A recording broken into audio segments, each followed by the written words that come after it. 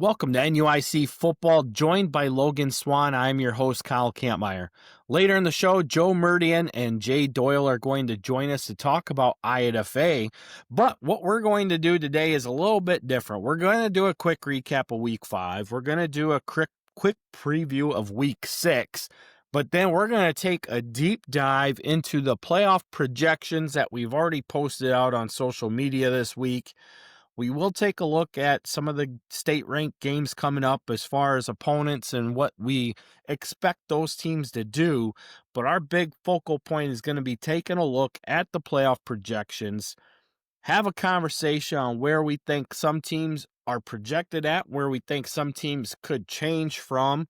And Logan, we're going to definitely take a look around the entire state in all three classes. We're definitely going to take a look at a big matchup in your area this week with Brown County and Camp Point Central. And one of those teams is one that your Calhoun Warriors are going to be playing here in a couple weeks to end the regular season as well. Lots of big games this week. We have a big one in Class 3A with Dupec hosting Byron.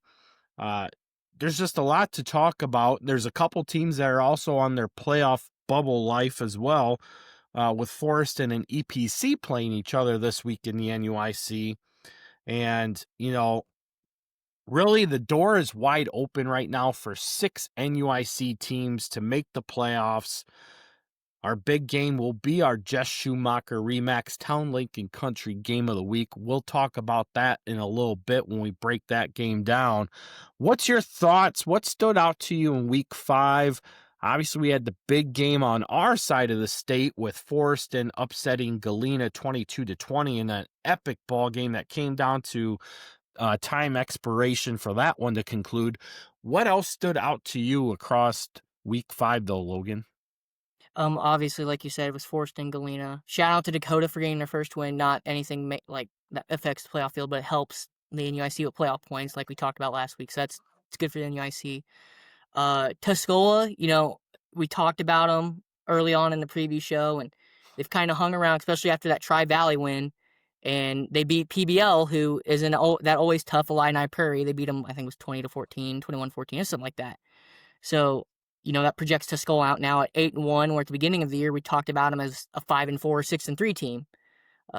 There's definitely there's more games to be played, and it's just projections. Things can change.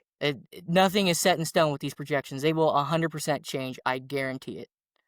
Yeah, we usually see Week 8 kind of become the turmoil week, is what I like to call it. Everything rides fine through Week 6, Week 7, and all of a sudden Week 8 blows up. And then once in a while, we see a little bit of discourse happen in Week 9 as well.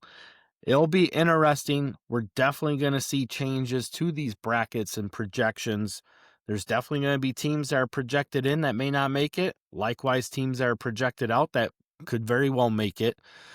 There's a couple 2 and 3 teams currently right now that are in these projections as well, as they look to either grab 3 wins or 4 wins to get through the rest of their season. Princeton being one of those in Class 3A, as they are projected to win out the rest of their next 4 games and finish at 6-3. But there's some other teams that were kind of surprising as well, especially in that central region part of the state. West Hancock, Illini West, talking about those 2 schools as well, as they both look to be projected going to the playoffs and don't sit with very favorable records at the current moment. But there's always something that can happen. There's some conferences that are showing to be really strong, and likewise there's other conferences that are showing to be really weak. We're looking at the Lincoln Land Conference as well. They got a big conglomerate of games coming up between Stark County, Princeville, Anawan, Wethersfield, Rushville Industry. That's got a lot of makings building up there. Macomb and Farmington still have to play each other as well. And the list goes on, right? I mean, we still got to see Athens play Williamsville. Maroa Forsyth has to play Williamsville.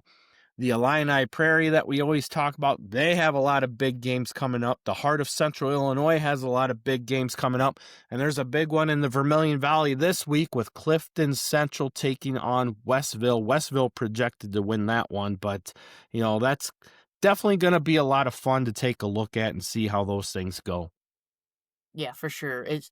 It's fun projecting things out and like seeing where it's projected to go out and what could happen. Obviously, like twists and turns change. I can remember it was just 3 years ago when we first got back to the playoffs and Red Hill lost that week and they were projected to be 8-1. That's where we're supposed to go. I remember I messaged you. I'm like, "Are we going to Greenfield?" ? And I got a message at 2:30 in the morning. I still remember this. I got a message at 2:30 in the morning from you working on this and goes, also it was GNW. I went, all right. That was a lot of fun. That was the game I made too, wasn't it? It was. It was not a great day for us, but it's all right. No, but it was an awesome day for me. I got to get back to my old stomping grounds in Jacksonville to see Route beat Villa Grove and then make my way down to Greenfield to catch the game with your Calhoun Warriors and Greenfield Northwestern. So definitely a bucket list check mark off of Fleur-de-Lis. But, lots of good things going on. Obviously, there's a lot of big games going on around the state, like we just said. One of the things I'm really excited about is TP Talk hasn't been giving me a lot of crap this year, as I got Johnson City projected to be 9-0. I may have won some fans down there. You may have. They seem to be the king of the Black Diamond, but we'll see how it works out for them in the playoffs again. I know last year they made it to semifinals, but they've still yet to really get that marquee win against a perennial power in 2A, we'll say.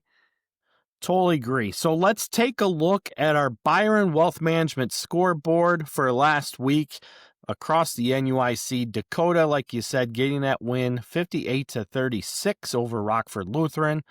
Dupec picking up the win over EPC 38-0. Then you have Forreston beating Galena 22-20. Lena Winslow pulling out the stops on Fulton, winning that game 47-6. And then we have Stockton beating Morrison 60-20. So really, a lot of those games went the way that they were supposed to projection-wise, with the exception of the Forreston Galena game. Galena was projected to be the winner of that game. Forreston comes out with the win. That was one of our talking points last week. We said if Forreston wanted to get into the playoffs, they had to pull off an upset over either Galena or EPC, who they played this week. If the NUIC wanted 6 teams to get into the playoffs, it had to be this past week that Forreston got that win. They did in exciting fashion. We'll recap that here in a little bit. But when we take a look at the NUIC standings currently, you have Dupec sitting on top of the leaderboard at 5-0. And 5-0 in conference play. Stockton right behind them at 4-0, but 5-0 overall.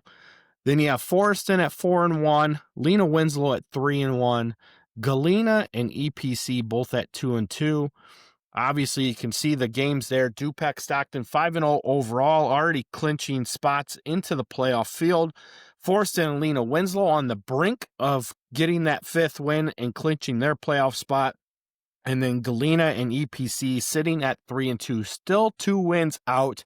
Galena looks to be pretty much a lock at this moment with upcoming games against Fulton and Dakota.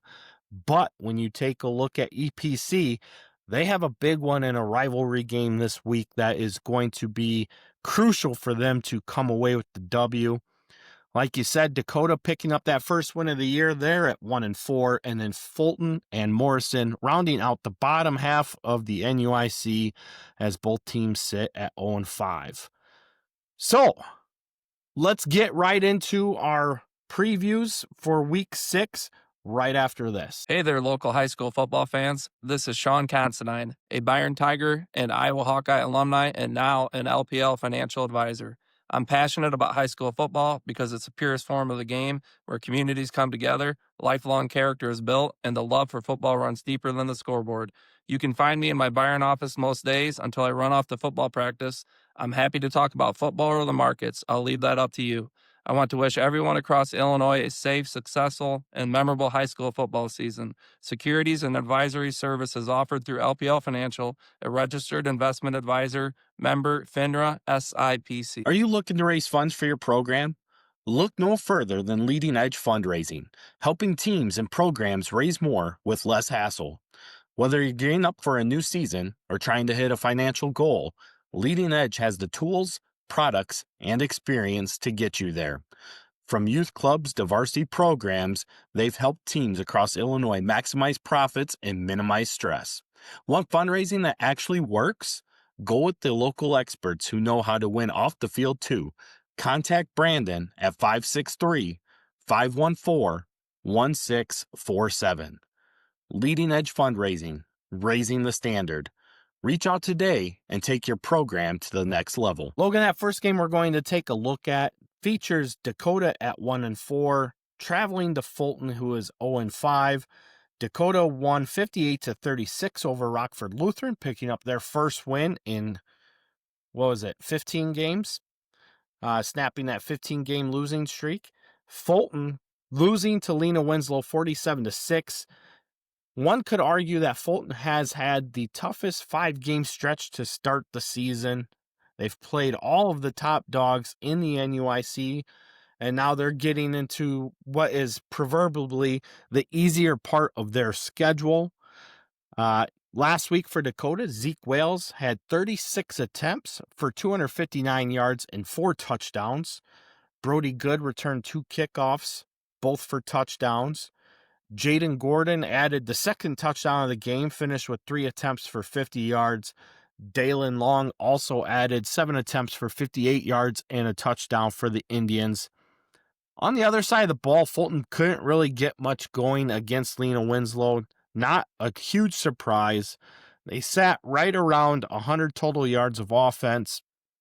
Braden Myers picking up 84 yards through the air, 10 yards rushing with the touchdown. But this is a big get-back week for Fulton as well. They enter this game as a 9-point favorite. Thoughts?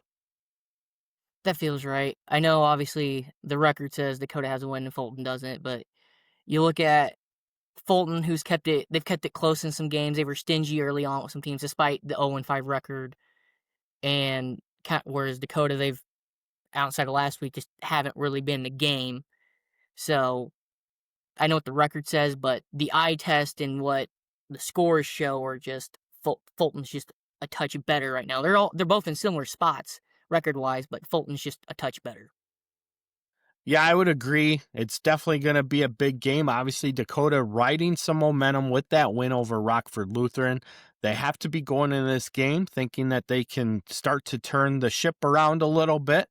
Obviously, their playoff lives are not quite over yet, right? They still have some big games coming up, however, that they're not favored in. But when you're Dakota, you're coming off an 0-9 record. You just picked up your first win in 15 games. You got to start changing that projection, looking ahead to see what you can do differently to help continue to build the program moving forward. Likewise, Fulton's also in the same boat. They open up 0-5. They know what they have coming up. They're playing a lot of youth right now, which could potentially benefit Dakota as far as that's concerned. But when you take a look at overall talent, Fulton is probably going to be a team we're going to be talking about in the next couple of years here as far as getting back to that playoff caliber type team that we're used to seeing the Steamers be. Yeah, for sure. We've talked high praise of this Fulton team despite what the record says. Just show talent wise, it's there. It's just they gotta mature a little bit. They gotta get a little older. It happens to every team, and every team will go through it at some point. So this would be a nice feeling for Fulton. Like you said, it'd be nice to get on the win column. Likewise for Dakota, they want to keep the momentum going. At some point, you got to buck the trend of being in the loss column consistently and starting being in the W column. Yep, Fulton projected to win this one 35-31, so we'll see how that plays out, but it should be a good one regardless when Dakota heads down there on Friday. Number 1 Stockton travels to Hazel Green, Wisconsin to play Galena. This is a big rivalry game if there was ever one. The two most winningest programs in NUIC history. Stockton ranked number 1 at 5-0. Galena enters this game at 3-2, falling out of our state rankings for the first time this year. Stockton beat Morrison last week 60-20. Galena losing to Forreston 22-20. We'll start there. What's your thoughts on that? That feels right, and it's no shot at like Galena. It's just like what we've seen Stockton do this year. This is kind of the expectation at this point, is what it should be. I know I have them on my poll as the number 1 team in 1A, and I'm not ashamed to admit that. You know, you look at it and just what they've done. They've earned the right to be that number 1 team as of right now. That changes. Things will change, as everything always does. But for Galena, they got to get back on track. They obviously lost a heartbreaker last week. They got an uphill battle against Stockton, the number 1 team in 1A by our rankings. It doesn't get any easier for the Pirates either, as they have Stockton this week, Lena Winslow next week. But weeks 8 and 9, they should be able to get that rebound. They play Dakota and then Fulton. That's where the projections come in to show that Galena will be back in the playoffs. Of course, this is a team that made a run last year with a 5-4 record, got to the quarterfinals, gave Leroy everything they could ask and more. And they played a stingy game against Lena Winslow last year, who was a huge favorite, as they came up short in a 22-10 game there. So the Pirates have a team that can play good defense. They have to be able to get the offense going. That's something me and you have talked about. We were kind of critical last week on the Pirates and their run game opportunities, and that run game was still somewhat not there last week. But, you know, for the Pirates, Roman Romer had another big game last week, going 13 of 26 for 153 yards and 2 touchdowns. Mason Smith caught those 2 touchdown passes on 3 receptions for 30 yards. Colton McCartney added 5 receptions for 53 yards. Drew Koenigs had 3 receptions for 47 yards. And Sam Amaya led the rushing attack with 10 attempts for 39 yards. The other side of the ball, Jack Mensendijk had 10 attempts for 150 yards and a touchdown. Carter Blair added 3 touchdowns on the ground on 13 attempts for 104 yards. Mark Detweiler had 44 yards rushing. Noah Larson was 5 for 8 for 60 yards and a touchdown. Also had a rushing touchdown as well. Eli Larson was the benefactor of that touchdown pass for 22 yards as well. You know, this is one of those games, though, Logan, where you can throw the records out. We've seen it happen many times between these two teams, where the team that's projected to win comes out in the loss column and vice versa. You know, Galena's got to be pumped for this game, and I know that they will be, because, you know, one of the great things that Coach Knight has done is he has brought back he brought back some of the coaching staff that was already there, but he's also added some guys back to the coaching staff that are Galena alum as well, that know the traditions, were part of the traditions that led Galena to be one of the elite teams across the state of Illinois. And likewise, Stockton is the winningest team in NUIC history. They've been to the state title game 6 times. Galena's been there 4 times. Collectively, they have a combined 5 state championships, albeit it's been a while since either has been there. Galena's last trip was in 2007. Stockton's last trip was their Class 1A runner-up finish to Aurora Forsyth in 2012. We've seen both teams have high expectations before, but it's been since 2013 since Stockton has reached the quarterfinals. Galena was last there a season ago. Their last semifinal appearance came in the 2014 season. So, you know, a lot of big things here. This easily could have been a game of the week type atmosphere. But when you take a look Stockton enters as a 26-point favorite.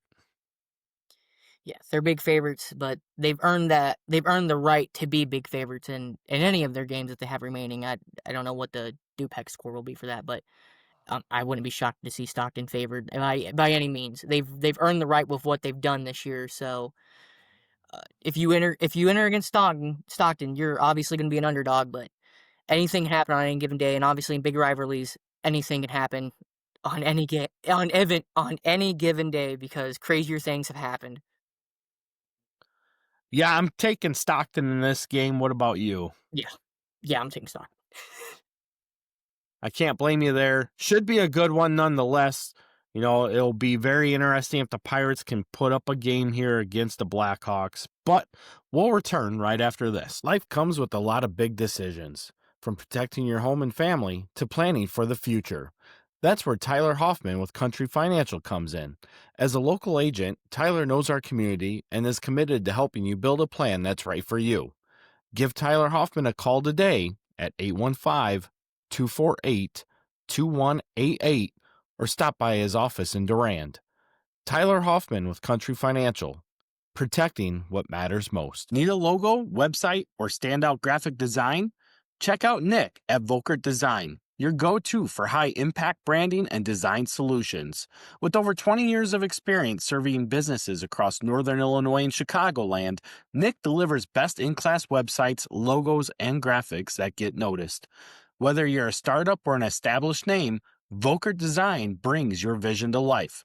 Visit Volkert.design today to see the difference top-tier design makes. Logan, we go from number 1 to number 2 as Lena Winslow travels to Morrison. Lena Winslow enters with a 4-1 record. Morrison is at 0-5. Last week, Lena Winslow beat Fulton 47-6. Morrison losing to Stockton, as we just stated, 60-20. One of the highlights for Lena Winslow was the return of Alex Schlichting, who had missed the past couple games with a slight injury. Came back for 4 attempts, 139 yards, 2 touchdowns, plus a 52-yard receiving touchdown. Ian Geisman also picked up 5 attempts for 49 yards and 2 touchdowns. On the other side of the ball for Morrison, Carson White continues to do what he's been doing. One of the leading passers in the conference, despite Morrison being 0-5, went 13 for 22 for 254 yards and 2 touchdowns. Braden Rubright caught 2 receptions for 124 yards. Brady Anderson had 4 receptions for 83 yards and a touchdown. Also added a rushing touchdown on the night. And Colin Rinkus had 3 receptions for 40 yards and a touchdown. I did see a comment on this game where somebody had stated that Morrison had kept Stockton very close early on. But when you take a look back at the scoring trends, Stockton definitely was in control the entire game, and it did appear that Stockton was trying different things throughout the game that maybe they wouldn't try in a normal game. But regardless of that fact, Morrison, despite being 0-5, it's something I've been talking about all year. They continue to play very tough, very strong, with a lot of grit and tenacity.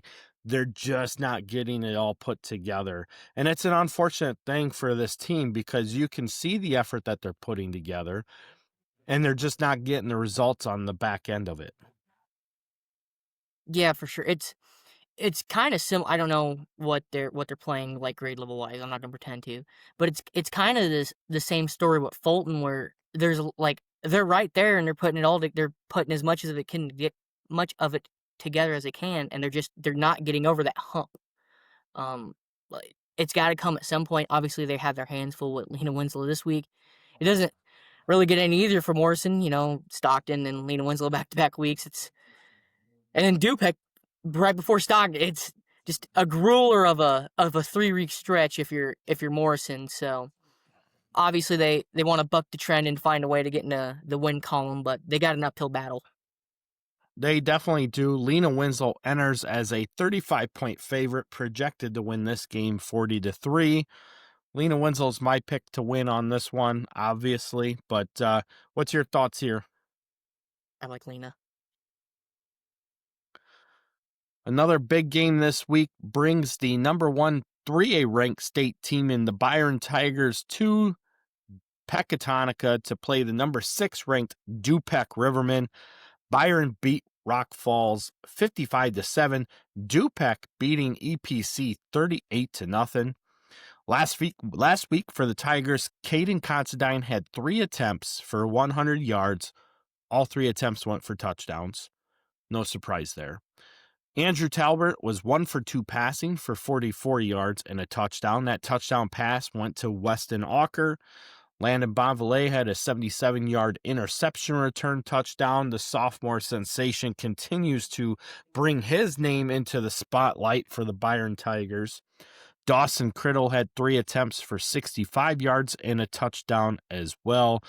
Byron just keeps on rolling, and it doesn't look like it's going to end anytime soon.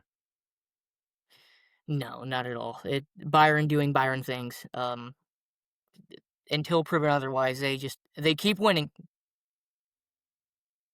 They do. This will be the toughest game that they've played since the week 2 win over Dixon 28-7. That was a highly talked about game across the state of Illinois. Outside of that, the remaining 3 teams are Genoa Kingston, Rockford Lutheran, and North Boone, all big runaway games for the Tigers until they reach the playoffs. And we'll talk about where they sit in the playoffs and the projections later on the show. On the other side of the ball, Dupec had Dermot Dolan rush for 127 yards. Surprise, surprise. 19 attempts. Dolan now has become the season leader in the NUIC in rushing yards as he's over 800 yards. Had 2 touchdowns last week. Lucas Rosso, still the 3rd leading rusher in the NUIC at the quarterback position, ran 13 times for 86 yards and a touchdown. Also was 3 for 4 passing for 44 yards and another touchdown. Brady Moore picked up 62 yards rushing with a touchdown, plus a 14-yard receiving touchdown. Byron enters this game surprisingly as just a 5-point favorite. But tell us about the projection. Well, Dupec would be favored 35-31 in the projection. That's going to be a tall task right there, if you ask me. I will be very interested in this game, clearly, for many different reasons. This is going to be the game I plan to attend because I want to take a look to see what Byron is. Plus, obviously, you have a big matchup here, 5-0 versus 5-0. I do think that Dupec will be able to give Byron a good fight, but I still feel that Byron truly is about a 2-touchdown favorite over top of what the ratings tell us that Byron Dupec is right now. That feels right. I was thinking about 2 touchdown is what I was thinking in my head. Obviously for Dupec, this is a big prove it game for both of them really, because outside the Dixon game, Byron hasn't been tested, and for Dupec, they still have Stockton and Lena left on their schedule. So this is going into that. You don't want to call Byron a tune-up game, but this is a great way to ramp up that last half of the schedule to like, hey, we're starting the playoffs a few weeks early here, and we're playing for seeding now. Dupec being projected to win is a little surprising. Even if it would have been Byron by just 3 or 4 points, I would have been like, okay, I would have had Byron projected to win.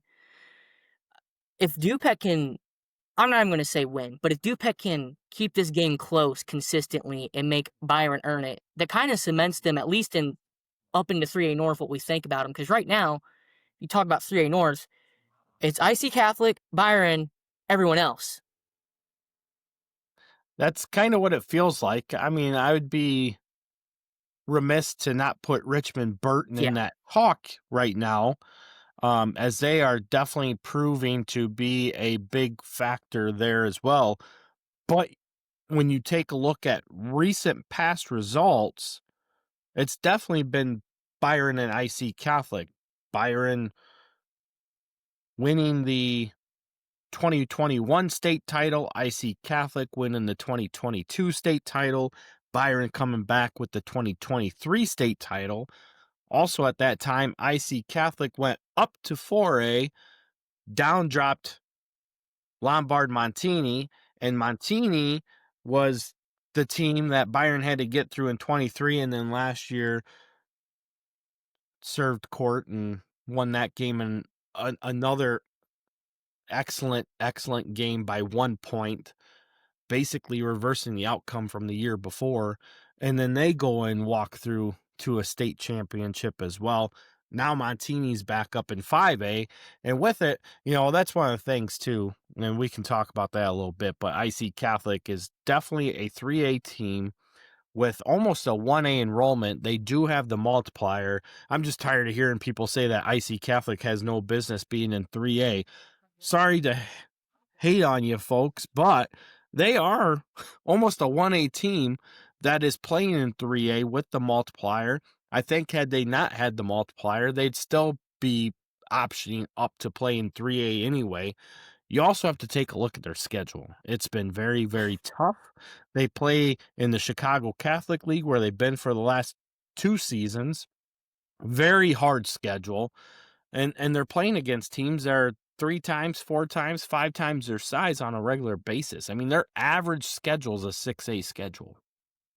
Not to mention, it's not like they're getting blown out and just beat down. Like, they lost to Nazareth by 3 points, and they only lost to Chicago Marist, who is a 7A, 8A school by 1 point last week. Like, they're a very good and capable football team.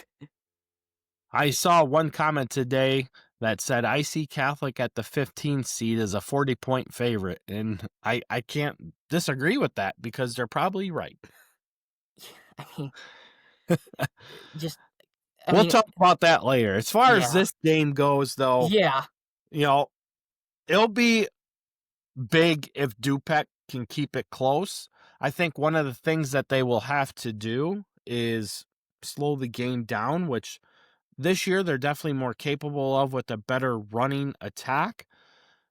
Byron, on the other side, just has to be Byron and play loose, play free, and attack the ball and play assignment football. And if they do that, I think you're going to see a very good football game that Byron will come out on top in. That's one of my thought process is. I mean, it's kind of the same talk we had with Lena Winslow earlier. Until someone proves Byron isn't the 3A king, it's hard not to roll with Byron. Yeah, totally agree there. Byron wins this one for our pick, but we'll be right back after this. Are you looking to buy or sell a home in the NUIC area? Trust local expertise. Jess Schumacher with RE/MAX Town, Lake, and Country knows the market and understands the community. Whether you're upgrading, downsizing, or buying your first home, Jess is here to make the process simple and stress-free. Put his experience to work for you today. Call Jess Schumacher with RE/MAX Town, Lake, and Country at 608-347-3659. Your hometown realtor, helping you find home where your story begins. Our Jess Schumacher RE/MAX Town, Lake, and Country Game of the Week takes us to the pasture in Pearl City, where EPC is going to play host to Forreston. Forreston enters our state rankings this week at number 9. EPC, I believe, is also at number 9 in the 2A field. Forreston enters at 4-1, EPC at 3-2. This is the Route 72 rivalry. Last week, Forreston beat Galena 22-20. EPC losing to Dupec 38-0. Very surprised by that outcome. I thought that would be a better game for the Wildcats, but they were held to under 100 yards of total offense. Draven Zier had 17 attempts for 64 yards, 2 receptions for 12 yards. Deacon Hoffmaster was 3 for 8 passing for 18 yards. Obviously, 12 of those 18 went to Zier. Not a lot of offensive movement for EPC against a very stifling Dupec defense. Forreston getting the big win at home in front of the home crowd. I was talking to Coach Keenan Janicki yesterday and again this morning, and the excitement and jubilation that you could see from the Forreston Cardinals when that game went final just tells you everything that you need to know, one, about high school football, two, about the culture of the Forreston Cardinals. Coming from a 2-7 season, missing the playoffs for the first time since 2009, to now being a 4-1 team with a path that had an outside view into the playoffs, now getting that win, moving to 4-1, breaking into our state rankings, which you projected would probably happen last week if they got the win. And on top of that, to now be in the playoff projection picture, it just tells you everything that you love about high school football. Yeah, for sure. I was riding with. I think I was riding. I sent you my kind of score predictions, but I was riding with Forreston last week because we talked about how they needed a win in these somewhere in these last two. They just had to find a win, and they found it. And obviously, when you're like I said last week, it's easier to be the hunter than it is to be the hunted. And last week, or it could have been this week too, seemingly no longer. Obviously, Forreston's going to want to win this week, but it's now no longer a must win, but a more of a let's improve our playoff seeding now is the mentality that switched. And it's like I said, it's easier to be the hunter than the hunted. And last week, Galena was the hunted, and Forreston came out and proved that they are more than capable of being a playoff team. Totally agree with you there. Obviously, Brady Gill scored the first touchdown of the game, and immediately when he crossed the goal line, he took a big hit, never returned to the game. Hopefully he's okay. Did see him on the sideline the second half of the game. Obviously out for precautionary purposes, I'm sure, but hopefully he returns this week for this game. In the meantime, Connor Polish stepped in and played big in his absence at the quarterback position. He was our Reese NUIC Player of the Week last week. He had 5 attempts for 115 yards and 2 touchdowns, including the eventual game-winning touchdown, and just did an outstanding job running that offense in the absence of Brady Gill and putting it on his shoulders to get the win. Caden Loomis also had a big game last week. He rushed the ball 14 times for 100 yards. And when Forreston needed some of that tough opportunity times, Loomis was getting the ball and fighting for every inch that he could get. And it was great to see that energy and effort, knowing that this game was coming down to being on the line like that. Jonathan Mills did a lot up the middle as well. 12 attempts for 50 yards, had a big interception on the defensive side of the ball. Also on the defensive side of the ball and offensive side of the ball, Hunter DeWall had a great game on the offensive line, but defensively he had 6 tackles, a sack, a tackle for a loss. Liam Setterstrom also picked up 8 tackles in the game to lead the way for that Cardinal defense that was bend but don't break type mentality. They were doing everything they could in the first half. In the second half is where they kind of bent, but they held on long enough to come away with the win. Great football game. It reminded me of the 2014 semifinal game between these two teams, also in Forreston. Galena was up like 21-7. Forreston made a huge comeback in that game. Were able to get the win to get to state for the first time in school history, eventually beating Carrollton to win their first state title. And, this game had very similar type atmosphere, not as big of a crowd, because it's not a playoff game, so you're not getting all the surrounding teams coming to watch, but still a lot of energy and a lot of passion in this game on both sides of the ball. But this week for Forreston and EPC, now it's EPC's game that they have to go get. So Forreston's win kind of turned the tide on that story for this week's game. And here we are, another game of the week for both these two teams. Obviously, Forreston was in our game of the week just this past week.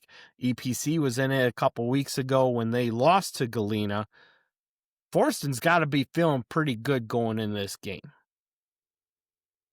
Absolutely. Forreston, obviously they're going to have some momentum on their side. They're going to be feeling good and they're going to be riding high. The big thing for Forreston and their staff and even the players is making sure you don't have an emotional letdown or hangover.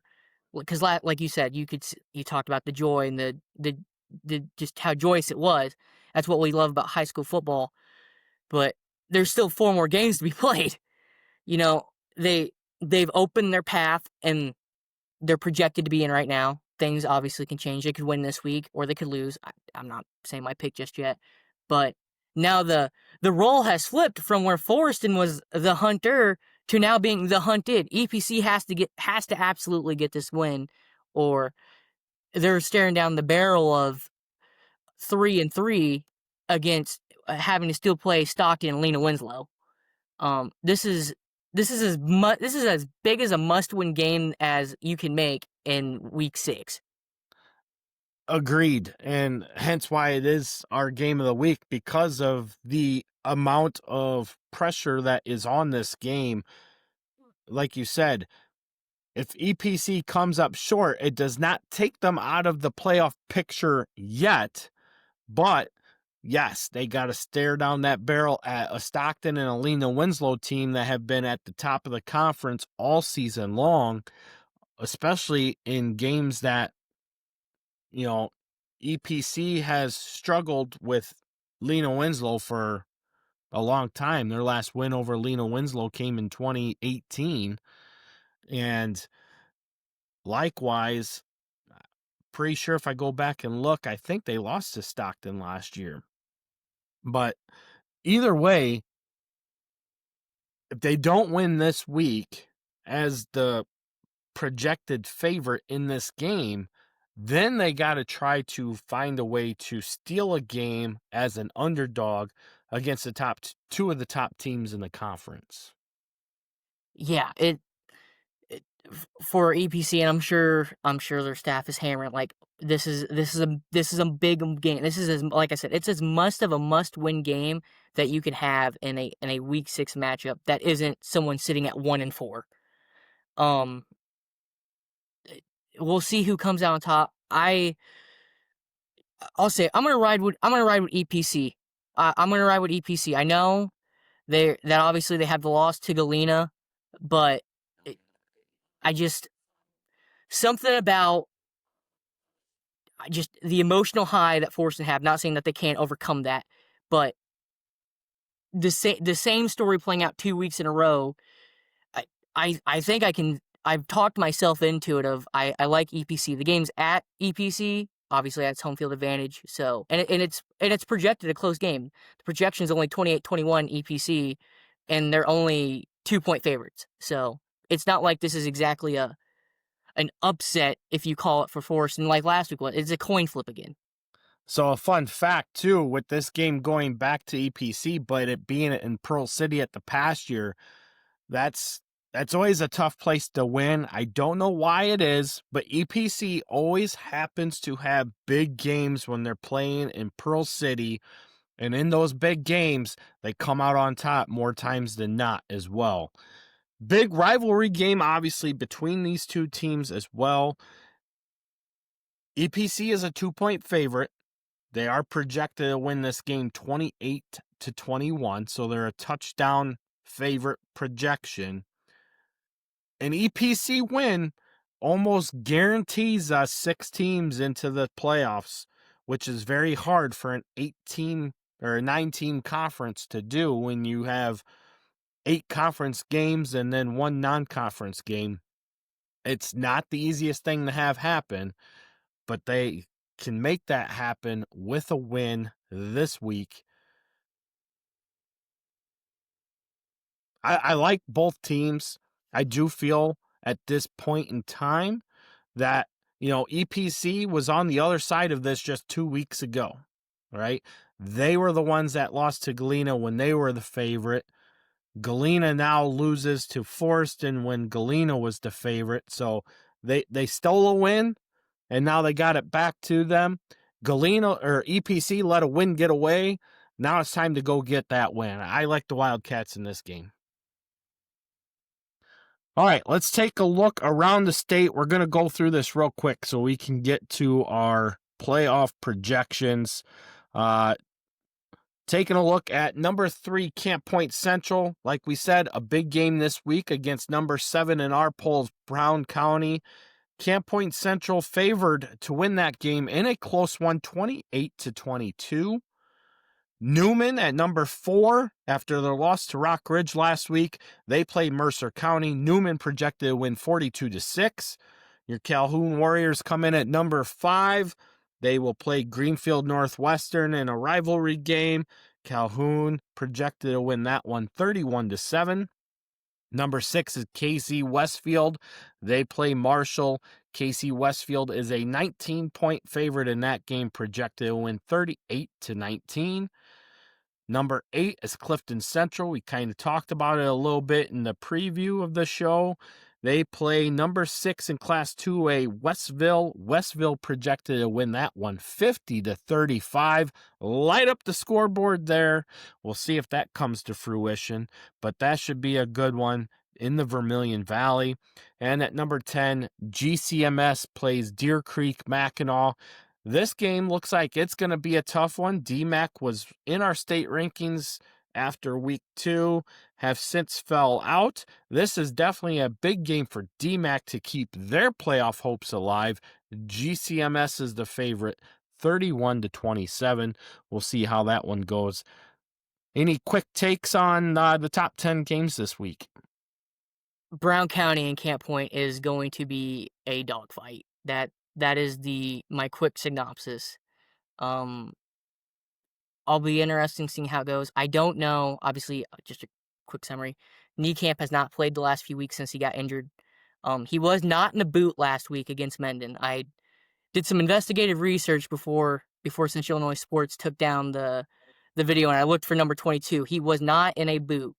So if he plays, he's a big difference maker for Camp Point. So what is the broadcast channel that Surratt uses? There's Central Illinois Sports on YouTube, and then there's BC Hornet Sports on YouTube. Yep. So this game will be aired on both channels on YouTube this week. BC Hornet Sports, Central Illinois Sports. Should be a good time. If you want to watch a big game across the state in the South bracket of Class 1A, tune into this game. Kickoff at 7 p.m. Friday night. Yeah, this is the one. Moving into Class 2A, number 1, Wilmington will play Harvey. Wilmington projected to win 58-0. No surprise there. Rockridge getting that big win over Newman last week in a 26-6 win. They move up to number 2 in our state rankings.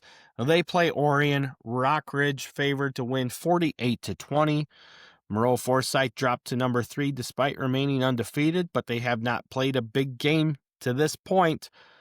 Once again, they got Pittsfield this week. Moreau Forsyth projected to win 66-6, and that's no knock on Moreau Forsyth. They can only play what's in front of them. Their big game's coming with Williamsville down the road here. Number 4, El Paso Gridley plays at Tremont. EPG is projected to win 48-3. Number 5, Farmington goes on the road to Macomb in a big game for the big side, the large side of the Lincoln Land Trail Conference. This is the proverbial conference championship right here. Farmington projected to win 35-26. Number 6, Westville and Clifton Central, we already talked about. Number 7, Seneca goes to Ottawa Marquette to play the Crew. Seneca is favored to win 24-21. That'll be a big game. Marquette having a good season, projected to get in the playoffs. If they can pull this upset, that'll be huge. Toss-up game there should be a lot of fun. Number 8, Johnston City plays Fairfield. Johnston City projected to win 42-27. Nashville goes on the road to Benton. Benton is going to, at least right now, projections show falling into the 3A field now. Benton projected to win this one 31-27.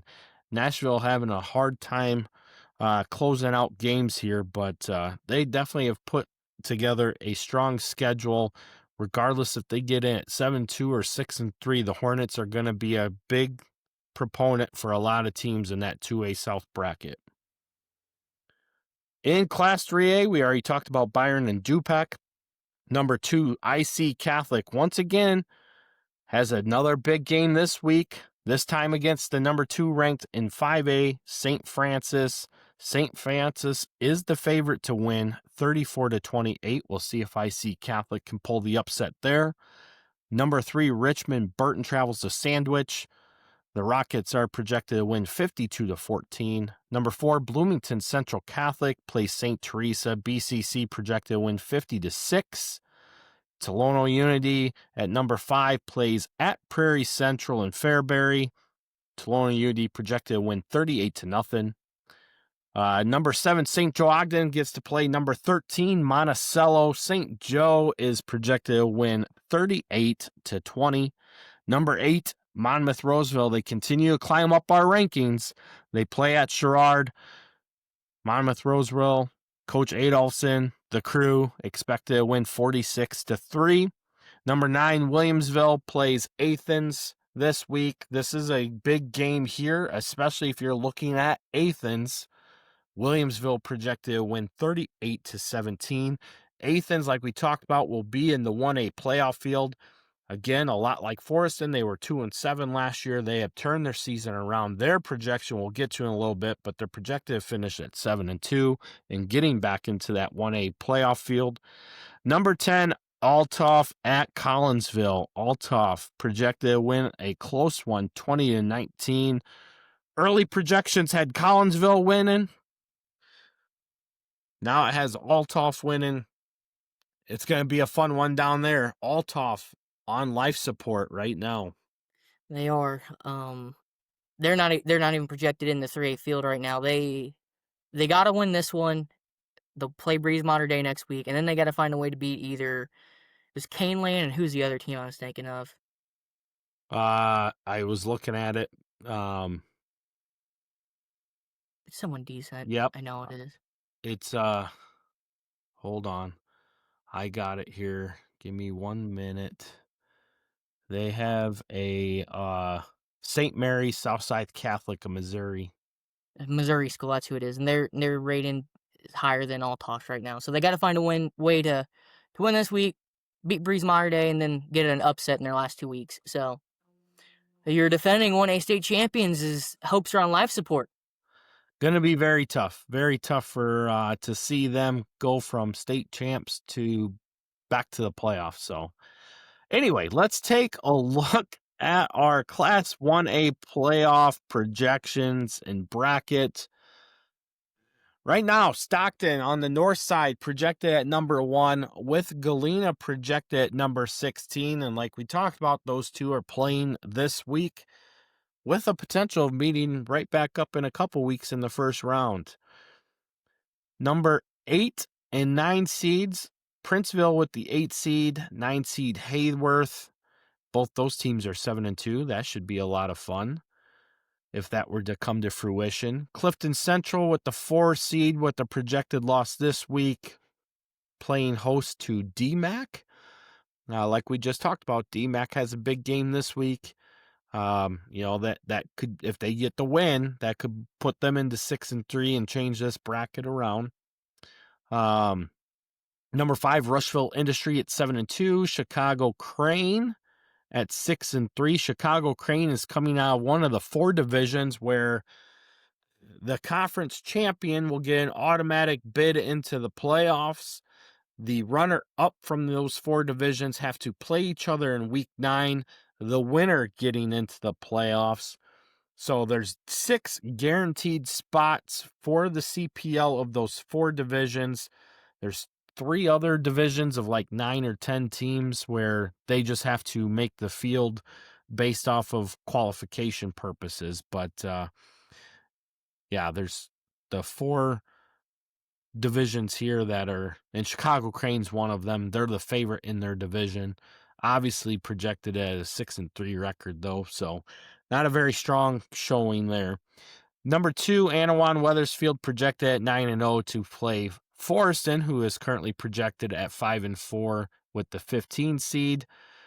GCMS projected at 7-2 at the 7 seed would host Marquette at the 10 seed 6-3. Newman, number 3 seed at 8-1, playing host to Chicago Marshall at 5-4. Marshall, again, one of those teams coming out of one of those 4 divisions where they would have to get in. They are projected to win as a runner-up in their conference crossover game, so that's how they're projected to get in. Number 6, Lena Winslow at 7-2, so they're projected to lose a game yet here this season, notably probably to Dupec, and they're projected to play host to Stark County, who's 6-3. Before we move to the south side, what do you see here? Anything stand out? Forreston and Anawan Wethersfield, just because of the history there with the NUIC and Anawan Wethersfield, it catches my eye. Obviously, I don't know Anawan Wethersfield's exact record against the NUIC, but I do know when they've played them deep, it has not gone the way of Anawan Wethersfield. So seeing it early on kind of catches my eye. Obviously, Lena with 2 losses. I personally, I think they'll be 8-1. I'm sure that projected loss is Dupec, but I think Lena Winslow will be 8-1, and that'll change this up.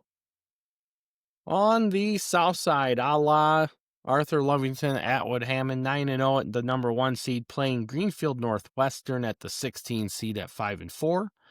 Dupo at 8, the 8 seed at 8-1. We were talking about this before we came on, Logan. The high probability of that south bracket with a lot of 8-1 teams. That's a lot, man. Yeah, it's an exorbitant amount. Obviously it probably won't end with this many 8-1 teams, but it's going to end up with quite a few to where you see an 8-1 team as like the 6 or as the 6 seed or 7. It could even change with how the cutoff line goes because you don't know. Because right now, like Sullivan's not in it, but they could be depending on where the cut line is. So it could all change still. Well, another factor into that too would be if CPC beats Brown County this week and Calhoun beats Brown County in week 9, we're looking at Brown County being a 7-2 team with Camp Point Central and Calhoun both being 9-0 teams, so that would change that around as well. Dupo would be playing host to Oakwood. Oakwood is projected to finish at 7-2. I've already had somebody at Salt Fork say there's no way Salt Fork is getting 2 more losses. We'll see. Tuscola enters with the 4 seed at 8-1. They would play host to Carrollton. Oh man, the nemesis of Carrollton, Tuscola. Carrollton, the 13th seed, 6-3 projection. The nemesis of the WIVC, Tuscola. It is the boogeyman. Number 5, Brown County at 8-1 would play host to number 12, Red Hill at 8-3. The other side of the bracket would have Camp Point Central at 9-0 projected, with the number 2 seed playing host to Salt Fork, who's projected to be 5-4. Number 7, Calhoun at 8-1 would be projected to play Athens at the 10 seed at 7-2.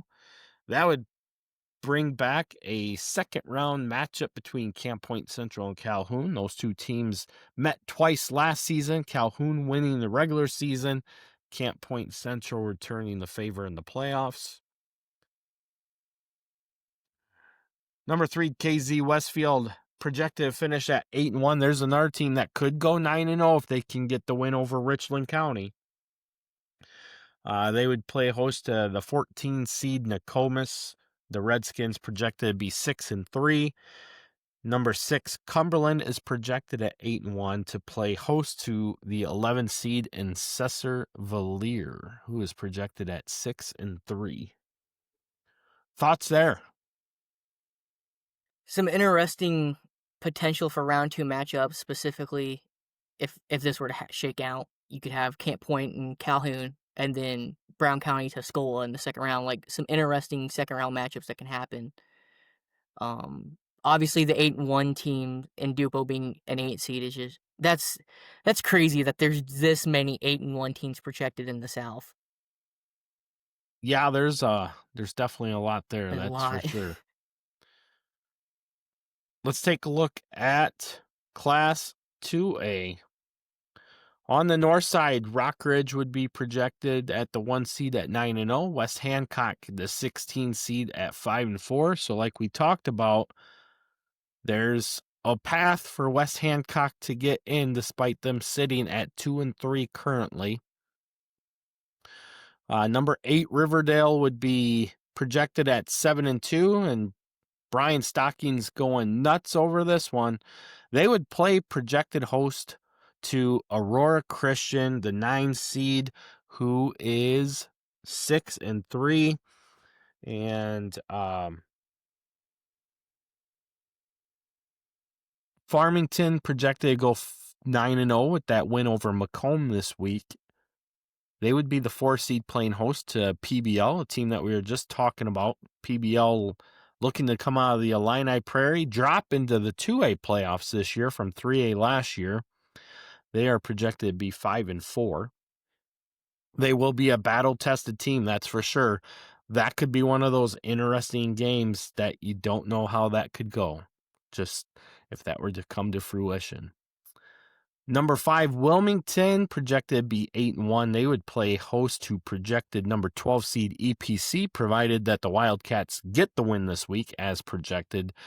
EPC is projected at 5-4. Number 2, Ridgeview Lexington makes their way back to the playoffs, this time in the Class 2A playoffs.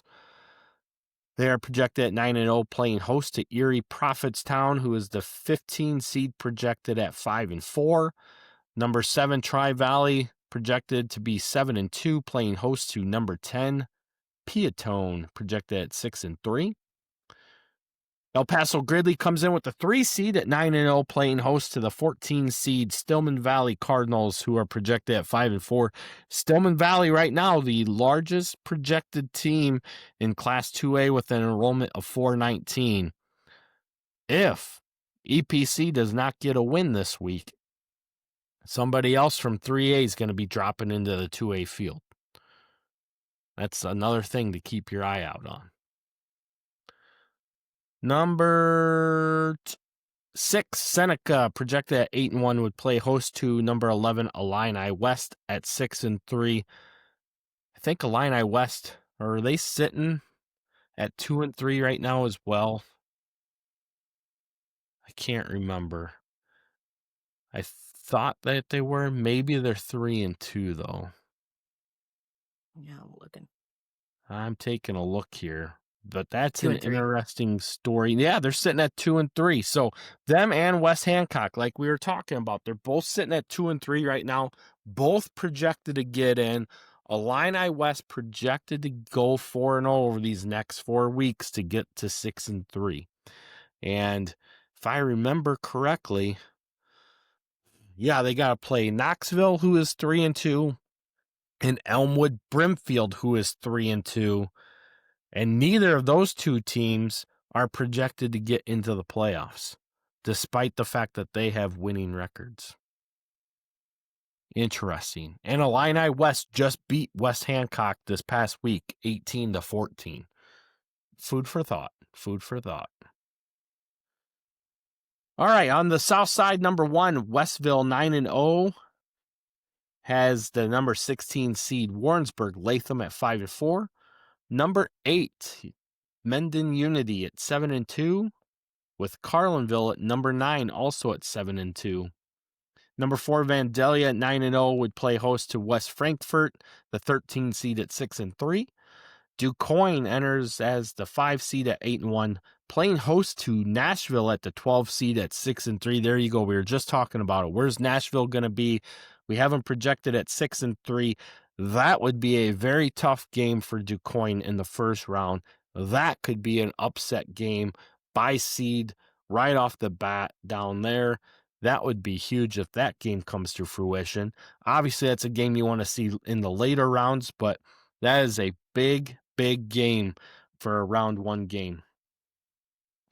Number 2, Johnston City, projected at 9-0, would play number 15 seed Marshall at 5-4. Number 7, Pana comes in with a projection of 8-1. So Coach Ramsey getting the Pana Panthers turned around in a hurry. They would play host to number 10 Chester at 7-2. Number 3, last year's class runner-up Maroa Forsyth, projected at 9-0. So they're projected to beat Williamsville in that big matchup coming down the road. They would play host to number 14, Bismarck Henning Rossville Allen, who is projected at 6-3. Number 6 is Flora at 8-1, playing host to number 11, Sullivan at 7-2. Sullivan, the smallest team in the Class 2A field projection right now with an enrollment of 310. Thoughts? Feelings? That upper left quadrant of the North, specifically with the Rockridge and whoever they would play between probably Farmington and Wilmington in the quarterfinal, on top of the Farmington-Wilmington projected matchup in round 2. That is a gauntlet for a quadrant in 2A, especially when you start looking at the state rankings we have.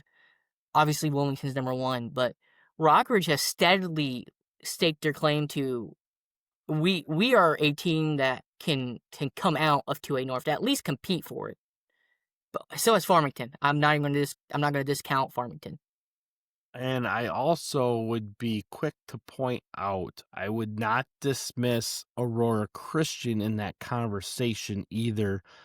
Granted, this was 2 years ago, but they had a team that could have easily been the team to rival Lena Winslow to get down to state in 2023. They lost that close one to Chicago Hope. This year, their 2 losses are to Hope and Bishop McNamara, both teams back on the high point trend, moving up. Both teams are undefeated at 5-0. Both teams are now projected into the Class 3A state rankings. And Aurora Christian lost 61-44, so a 17-point loss to Hope, and they lost by 3 points to Bishop McNamara just last week. I'm telling you, do not overlook Aurora Christian in that 2A field. Should be fun. Let's take a look here. What else there in that 2A stands out? Vandalia kind of quietly sneaking up on everybody, going undefeated to this point at 5-0. Westville, no surprise. Johnston City, no surprise. DuQuoin, really no surprise. Pana definitely getting things turned around with Hall of Fame coach Mark Ramsey there. Merle Forsyth, no surprise. Bismarck Henning kind of really fell off compared to where they were a season ago as a 10-1 team that lost in the quarterfinals. They've definitely struggled out of the gates this year, but looking to rebound the second half of the season here to make their way into the playoffs. For sure. The one that, look at this at the South, the one that catches my eye is obviously the Johnstone City and Maroa Forsyth quarterfinal matchup. That's because that's who beat Johnstone City last year. If Johnstone City found a way to win that game, that pushes them finally over that edge that they've been wanting to stake claim to for a while. Well, in the Black Diamond Conference, for all intents and purposes, does not get a lot of love. But No. Johnston City's definitely been the cowbell coming out of that conference on a regular basis, along with Cesar-Valier. And, this year definitely looks like it could be Johnston City's time to shine. We shall see. On the other side of that North bracket, though, one team that stands out in that bottom part is El Paso Gridley, as the Titans just continue to quietly rise up and are the team to beat out of that heart of Central Illinois Conference. But a quarterfinal rematch with Tri-Valley who they just beat this week in conference play by 3 points, is lurking. You also have a Ridgeview Lexington team that comes out of that same conference, but a different division sitting up there as well. Be very interesting to see what transpires out of that and how that shapes out and plays out. Definitely. All right, let's take a look at Class 3A to wrap things up here. Number 1 seed Byron, as we said, projected to be 9-0 with their win over Dupac this week, so they should go relatively untested. They would play host to the 16 seed Herscher at 5-4. Number 8 seed Aurora Central Catholic at 8-1 would play host to number 9 Dupac, who's projected to be 7-2. That would be a tough game for Aurora Central Catholic, but would then set up a rematch between Byron and Dupac, who play this week, if that were to all come to fruition. That'll be interesting. Keep your eye on. Number 4, Bloomington Central Catholic, just quietly making noise in the Illini Prairie. Projected to be 9-0, playing host to 13 seed Princeton Tigers, who are projected at 6-3. Number 5, Bishop McNamara, we just were talking about them, projected at 8-1, playing host to Johnsburg, the 12 seed at 6-3. Basically, Bishop McNamara comes into the state rankings, Johnsburg falls out, and then those two would meet up in the first round of the playoffs. How about that? Number 2 seed Richmond Burton, projected at 9-0, playing host to the 15 seed. Number 15 seed IC Catholic Knights, who are projected at 5-4. That almost seems wrong right there. That's a brutal draw. That is a quarterfinal, depending on like who everyone. That's a quarterfinal, semifinal type of matchup in the first round. Yeah. That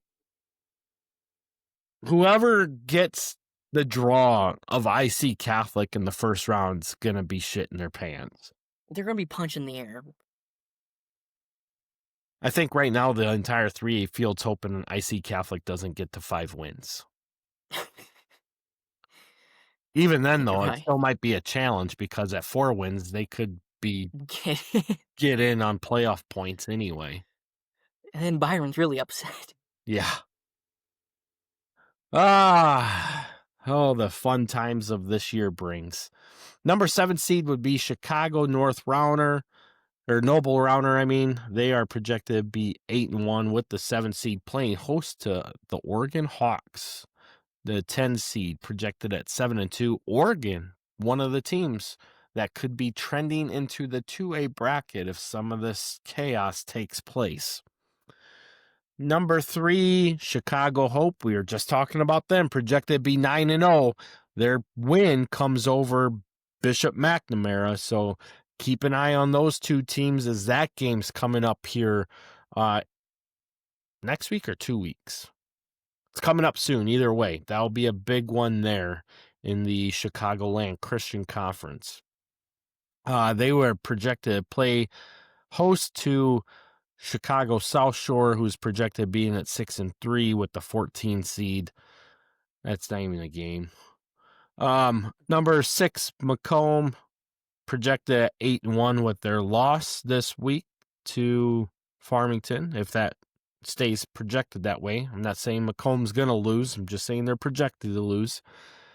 They play host to the number 11 seed Monmouth Roseville, who's 7-2.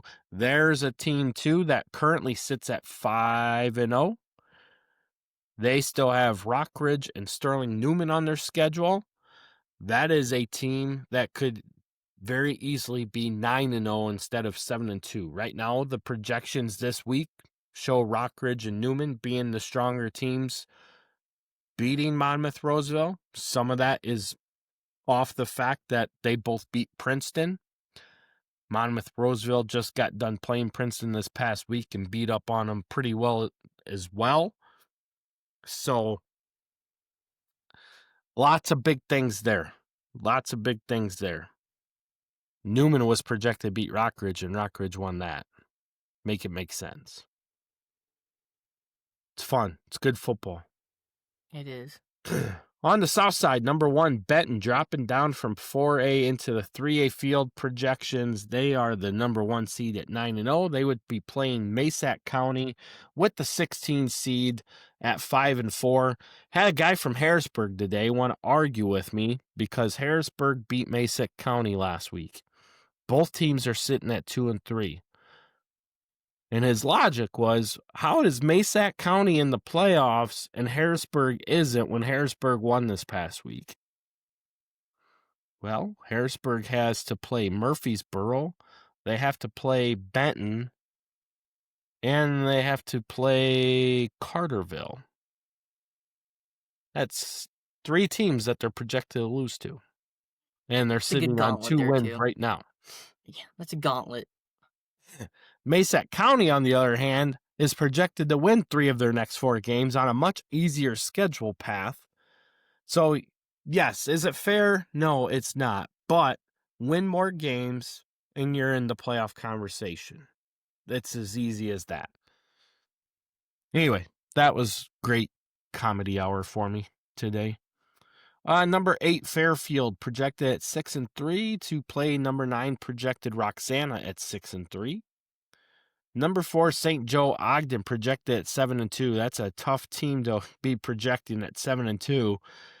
And if that were to hold serve, that's a quarterfinal St. Joe team, in my opinion, with the good high potential of being a semifinal St. Joe team.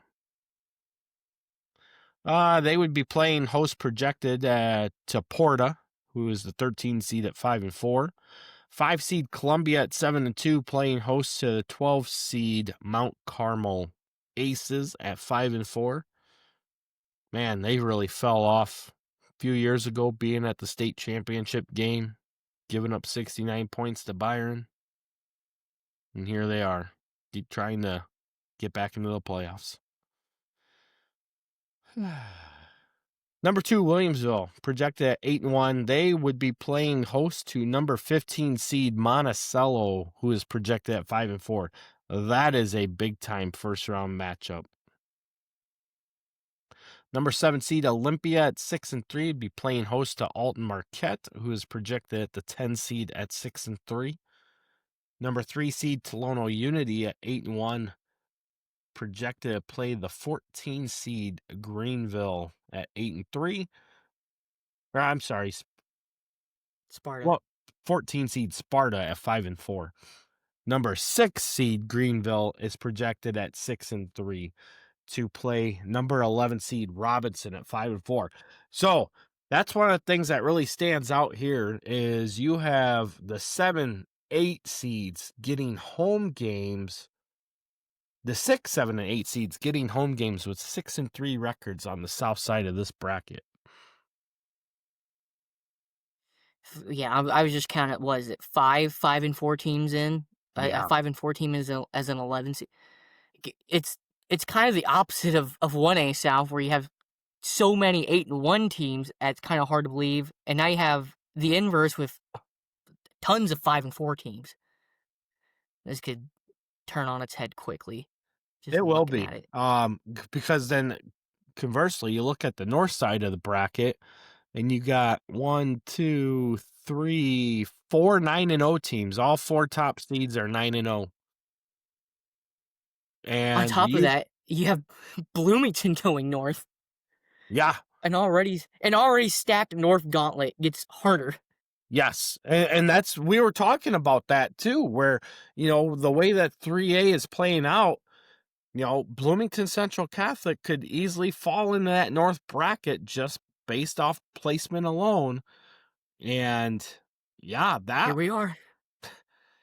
I mean, it's hard because they're sitting right where the line draws for 3A typically. And I mean, there's times where we see the 3A line go further south because there's so many southern teams in the 3A bracket.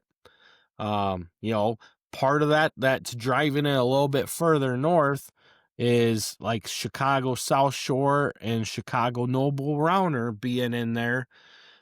If one of those teams were to cough up and not make it, then that would probably make a shift a little bit different depending on who drops down or gets pulled up, either way, depending on how other things shake out. But yeah, right now, Bloomington Central Catholic projected to go in the North bracket to make that North bracket just absolutely ridiculous. That's a gauntlet. If they were in the South, they would probably be the proverbial favorite to come out of the South. Oh, agreed, 100%. Because right now, looking at it, your favorite in the South bracket, like I said, we'd be looking at a potential semifinal rematch of Illini Prairie teams in St. Joe Ogden and Tolono Unity. That's what you're looking at. And I could, if this were to hold serve, I could see that being the case. And I tell you what, that would be a lot of fun. But this just goes to show what we're constantly talking about with the 3A North. Like, when you look at our state rankings, you see a lot of Southern teams in the state rankings, but when you're pulling them up into the North bracket, that 3A North bracket's already loaded with the likes of a Byron and IC Catholic and a Richmond Burton. Now you're trying to throw Bloomington Central Catholic in there. You have a Chicago Hope team that is absolutely loaded with talent, a Bishop McNamara team with 2 transfers from Bradley Bourbonnais, plus another transfer that has made them very explosive. It's going to be nuts. And then you still got a Monmouth Roseville team that right now is projected at 7-2, but could easily be 9-0. And what have they done? They've only beat the piss out of Princeton the last 2 years, and Princeton, prior to that, was a team that their only losses in the playoffs were to the likes of an IC Catholic, a Byron, a Wilmington, Montini. You know, it's like, I don't know, man. 3A North is just even like Johnsburg even made a brief appearance in our just looking at this, there is, you can just pluck out games there and we're like, oh, this would be a good game. Like Bloomington Central Catholic and Princeton, well, obviously Princeton doesn't have the records they've had, but that's still a well coached and good team. Yeah. And I don't want to dismiss Benton, because Benton, if they were to be actually in the 3A field, they're right on the cusp, if not in the cusp, of being in our state rankings as well. The Rangers are a very good team, but right now, St. Joe Ogden and Tolono Unity would still be ranked above them most likely. So, yeah, very, very interesting to see this breakout. It's going to be fun. We're going to continue to do this every week. We're going to go through the projections. Obviously, this being the first week of it, we went very in depth. Next week, we'll kind of bring it back, but touch base on it, take a look at it. But yeah, we're definitely going to talk about this every week moving forward. Going to be a lot of fun, of course. Follow along on our social media pages. Follow us on Instagram, NUIC Football. Follow us on Facebook. Follow us on Twitter, X, whatever you call Twitter, X. I still call it Twitter. I like the tweeter machine. But, obviously, we're here on YouTube. We're on Spotify as well. So lots of outlets to find us on. And a lot of information's getting dissected, getting thrown out there. Should be a lot of fun. But Logan, like your Calhoun Warriors, the Chicago Cubs, they got the big win today in the wild card series against the Padres. Need to get another win tomorrow. Hopefully they move on. I know you're a Cardinals fan. That's why I'm rubbing it in. But I got excitement. I have to. We're still 9 years removed from our last World Series title. That felt like yesterday. But anyway, you guys continue to get win after win. Obviously, you got some big games this week as you start to get in more contention with your division of the WIVC South ahead of your big crossover divisional game against Brown County in Week 9.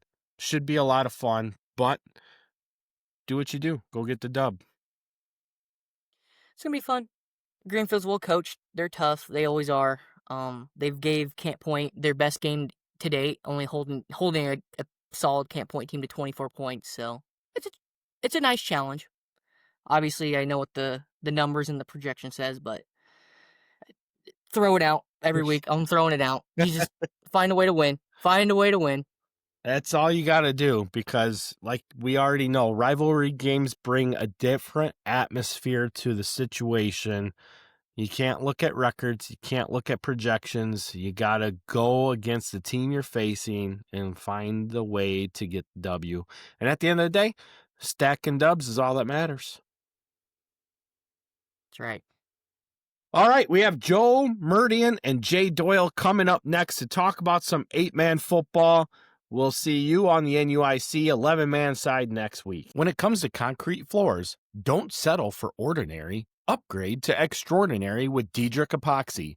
Whether it's your garage, basement, shop, or business, Diedrich Epoxy delivers durability, style, and a flawless finish built to last. Locally owned and trusted, they'll transform your space with professional epoxy flooring that stands up to whatever life throws at it. Take the first step today. Call Diedrich Epoxy at 815-239-1158 and bring strength and style to your floors. Need a fresh look? Look no further than Neff Paints, where quality meets craftsmanship. From gyms and locker rooms to living rooms and home projects, Neff Paints has you covered with top-tier products and expert service. Trusted by local pros and proud supporters of our area athletes, Neff Paints brings the durability, color, and finish that lasts.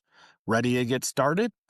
Call Skylar at 815-541-7338 and take the first step toward your next transformation.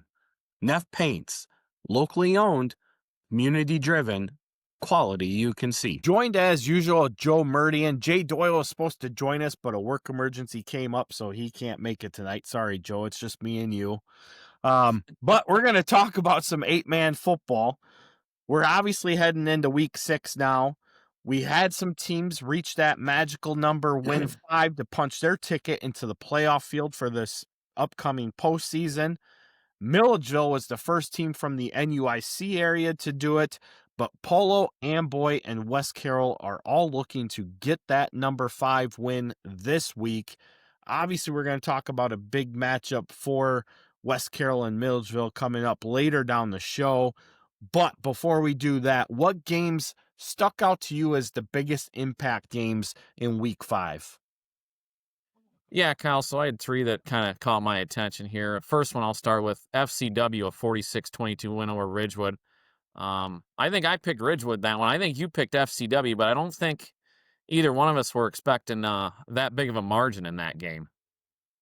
No, I definitely expected that one to be closer than it was. I did have FCW projected to win. You are correct on that. Yep. But, yeah, very, very good win for FCW. Very impressive win as they continue to make a name for themselves.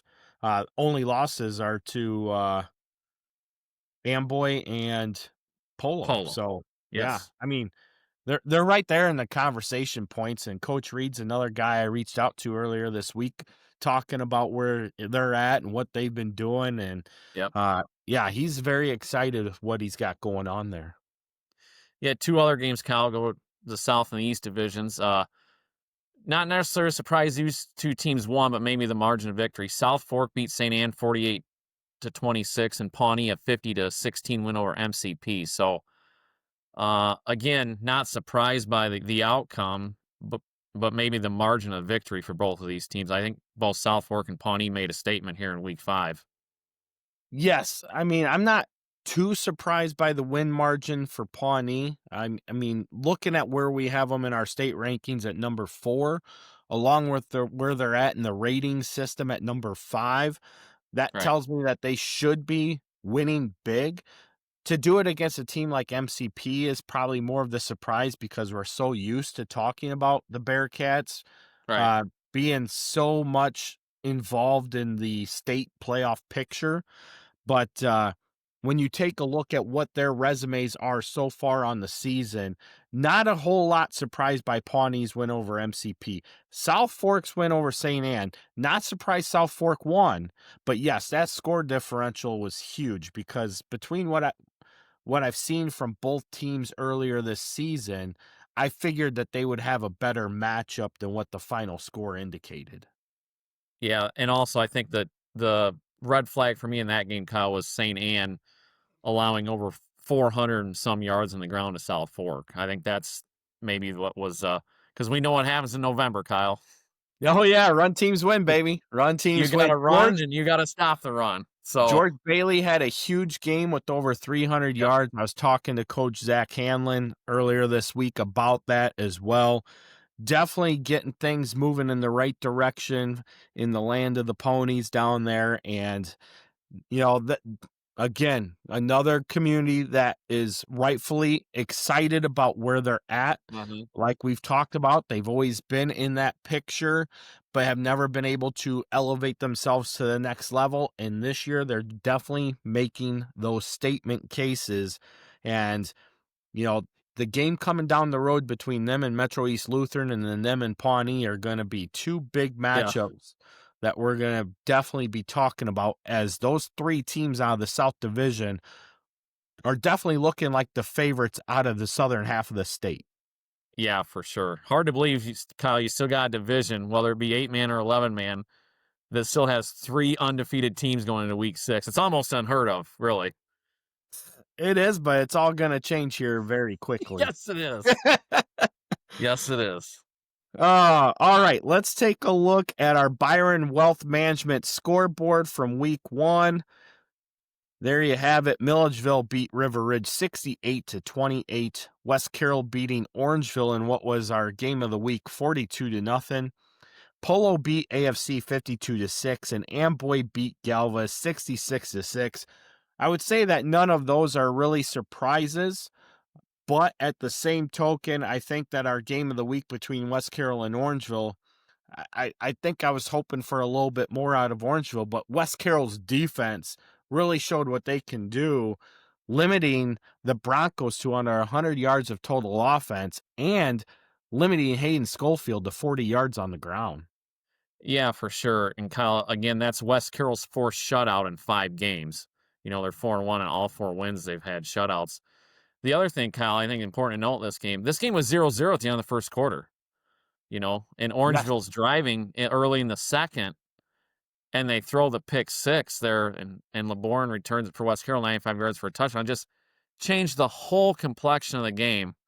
And, that's one of those deals, Kyle, where it's like, as a coach, you can never do the right thing. Say Orangeville just hands the ball to Schofield there and doesn't get the first down, then you got Orangeville people complaining, well, why didn't we try to get the first down? It is, because that could have changed. Let's just say you toss it to Schofield there, and I'm not criticizing Orangeville at all, but it's one of those where you, as a coach in high school, you can just never do the right thing because you run the ball there, West Carroll stops you, and who knows how the rest of that first half goes, But they try to get the first down. Great play by LeBourne, picking off and going 95 yards, and West Carroll never looked back after that, and credit to them. And Kyle, the other thing I'll say about West Carroll, in those 4 shutouts, you figure their underclassmen are playing in the second half of most of those games. And I think that just goes to show how strong West Carroll could be the next couple of years as well, holding all those teams to shutouts, with their freshmen and sophomores in the ball game. Yeah, it's one of those things where West Carroll they have a good mix of plug-and-play people that they can move in and out of that defensive scheme to where you got people going here, and then all of a sudden you got 2 guys coming off, 2 other guys coming in. They have a good mix of depth right now, and that is definitely standing out. Obviously, they're going to get tested here this week once again. And they're going to have a couple more tests coming up down the road as well. So either way, the Thunder are getting into the right direction. Obviously, there was a lot of things that they had to change cultural wise. And the shift is already making notice. We saw it make waves last year, and now it's starting to get even higher up this year. Just very exciting times if you're a West Carroll Thunder right now as well. Yeah, for sure. Like I said, the future looks bright for them. And Kyle, those other 3 games, really no surprises. Milledgeville, Polo, and Amboy all winning big in their games as well. So those 3 teams just continue to roll on here. Yeah, so let's take a look at our Volkert Design Conference standings. We'll start in that Northwest Conference. Milledgeville sitting on top with a 3-0 division mark, 5-0 overall. Polo and West Carroll are both at 2-1 and 4-1 overall. Polo obviously winning the matchup with West Carroll. Orangeville's at 2-1 as well, sitting at 2-3 overall. So they still got some big games coming up. They still have to play Polo. They still have to play Milledgeville. AFC and River Ridge are both sitting at 0-3, 1-4 overall. So again, tough games ahead for those 2 teams, but still, a lot to talk about among those top 3 teams. Taking a look on the west side, Amboy and West Central sit at the top of their division at 3-0, 4-1 overall. Those 2 teams will be playing here soon. That will be a great matchup when those 2 meet up. Amboy, obviously, right now, projected as the heavy favorite there. FCW is 2-1, that lone loss coming to Amboy, 3-2 on the season. Galva's at 2-2, 2-3 overall. Ridgewood, surprisingly, at 1-2 and 2-3 overall. BPC is 1-2, 1-4. Peoria Heights 1-3, 1-4, and then West Prairie sitting at 0-3, 0-5. Taking a look at the Northeast, those standings have South Beloit and Alden Hebron at the top. South Beloit 1 game above, but both teams sitting at 5-0. Those 2 play this week, so that will be a big one across the state. Hiawatha at 2-2, 3-2 overall. Christian Life and Harvest Westminster Christian round that out.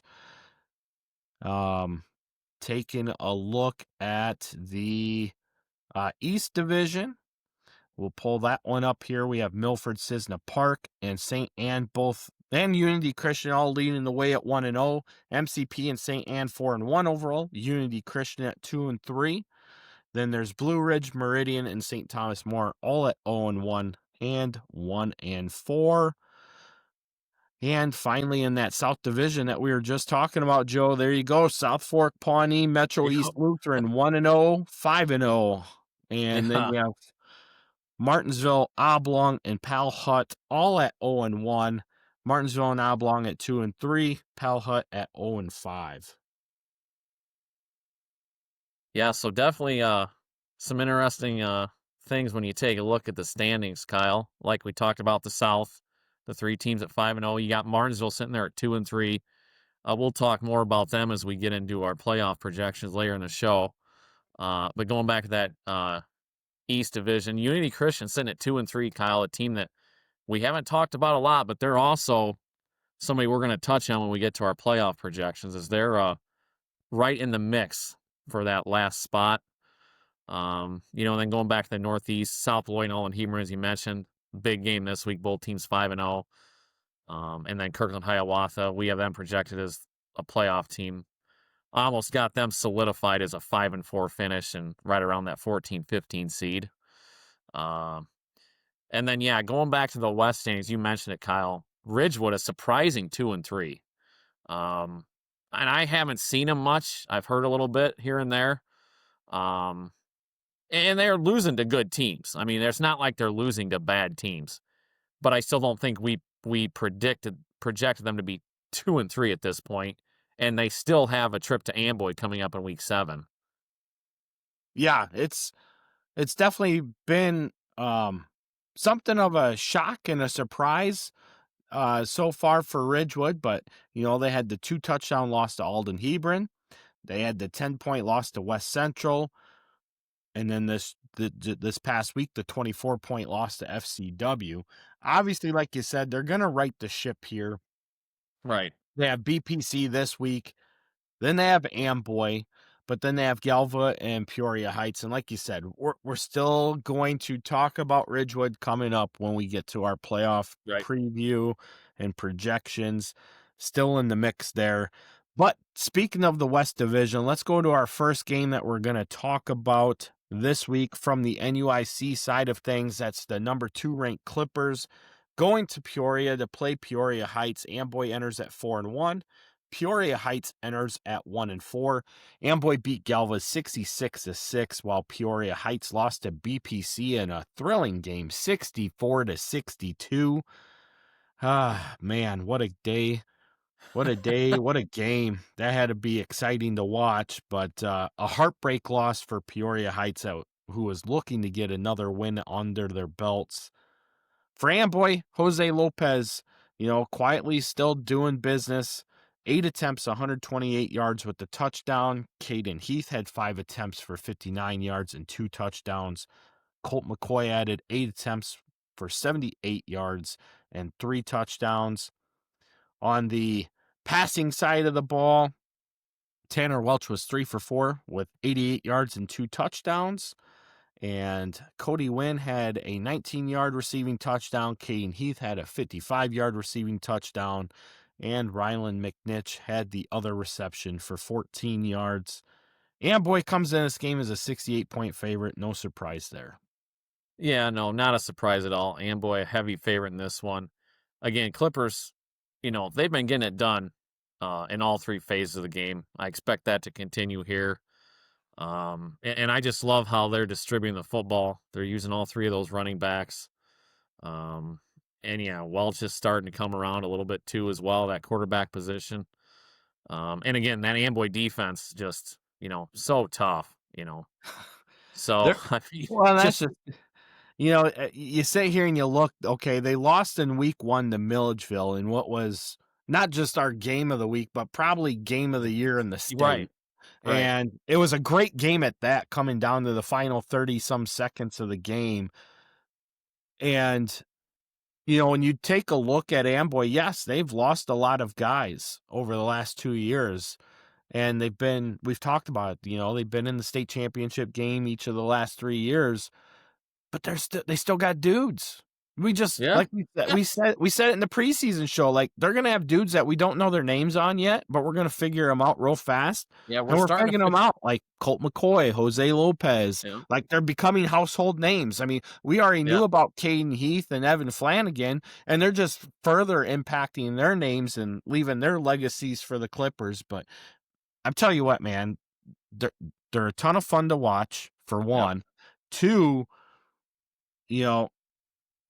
You can say whatever you want about Amboy, but, Coach Payne still has that Payne train rolling on through Clipper Nation, and it's a lot of fun to watch. Yes, it is a lot of fun to watch, and definitely someone we'll be talking about here later on in our playoff projections as well, Kyle, when we get to them. So, yeah, Clippers big in this one over Peoria Heights. All right, Orangeville travels to number 3 Polo. Orangeville enters at 2-3. Polo at 4-1. This is the second of 3 consecutive hard matchups for the Broncos. None getting easier as they go boom, boom, boom, playing 3 of the top 4 teams in the state consecutive weeks. Polo beat AFC 52-6. Orangeville lost to West Carroll 42-0. Like we said, Schofield held to 40 yards rushing on 17 attempts. Brock Comproot was 3 for 8 passing for 52 yards with 2 interceptions. Broncos were just completely dominated on the line altogether, only amassing 98 total yards of offense. Yeah, I mean, I think you're going to see some of the same type of thing, Kyle, here this game at Polo on Friday night. I just think Polo's line is just better than Orangeville's. Wyatt Plackno, Damon Rao on that defensive line for Polo, along with some other guys. It's a tough assignment to block those guys all night long. So, and obviously, Polo coaching staff's going to watch and see what West Carroll did to hold Schofield to the 44 yards rushing or whatever it was. So, again, they're going to make someone else beat them, and so we'll see how Orangeville adjusts to that and see what they can do. So It's nice to see Polo get back some offensive numbers, Kyle, after week 4 where they didn't put up much numbers against that Milledgeville defense. Of course, Mercer Mumford, 12 carries, 199 yards, 3 scores. Jordan Reed, 4 carries for 86 yards. JT Stevenson, the quarterback, 8 carries, 74 yards, 2 touchdowns. I think, Kyle, he had 3 touchdowns called back in the game as well. So penalties, but also Polo, I believe, intercepted AFC. I think it was 4 times on the defensive side of the ball. So yeah, nice all-around win for Polo, and I expect more of the same. I see at Polo 41-point favorite. My prediction for this, actually, someone asked me today. I said 42-6, so that falls pretty close in line with your projection here. So Not too or shabby your there, spread, is it? I should say. Yes, that's definitely the spread. Let me pull up what I had the projected score at here real fast while that loads. Yeah, I definitely feel that, Polo clearly is the big favorite. My score projection was Polo 50 to Orangeville 8. So we're definitely in the pretty same close. ballpark. Yeah. So I look for Polo to win this one big. Homecoming for Polo, as is for a lot of teams this week. That can always be a minor distraction sometimes. So you don't want to You hope not. that as yeah. So, but again, Marco's sitting at 4-1 and looking to become playoff eligible this week. Yep, they should be able to stamp that ticket this week as well. I agree with you 100%. So we'll be right back right after this. If you or your loved one has been injured, you need someone who will fight for you. Reese and Reese Injury Attorneys have been serving our community for over 40 years, standing up for people when they need it most. They know how to handle the insurance companies and get results, so you can focus on healing. Don't face it alone. Call Reese and Reese Injury Attorneys today at 815-968-8851 and let their experience work for you. Thinking about buying or selling a home? Trust the team that knows this area better than anyone. Best Realty.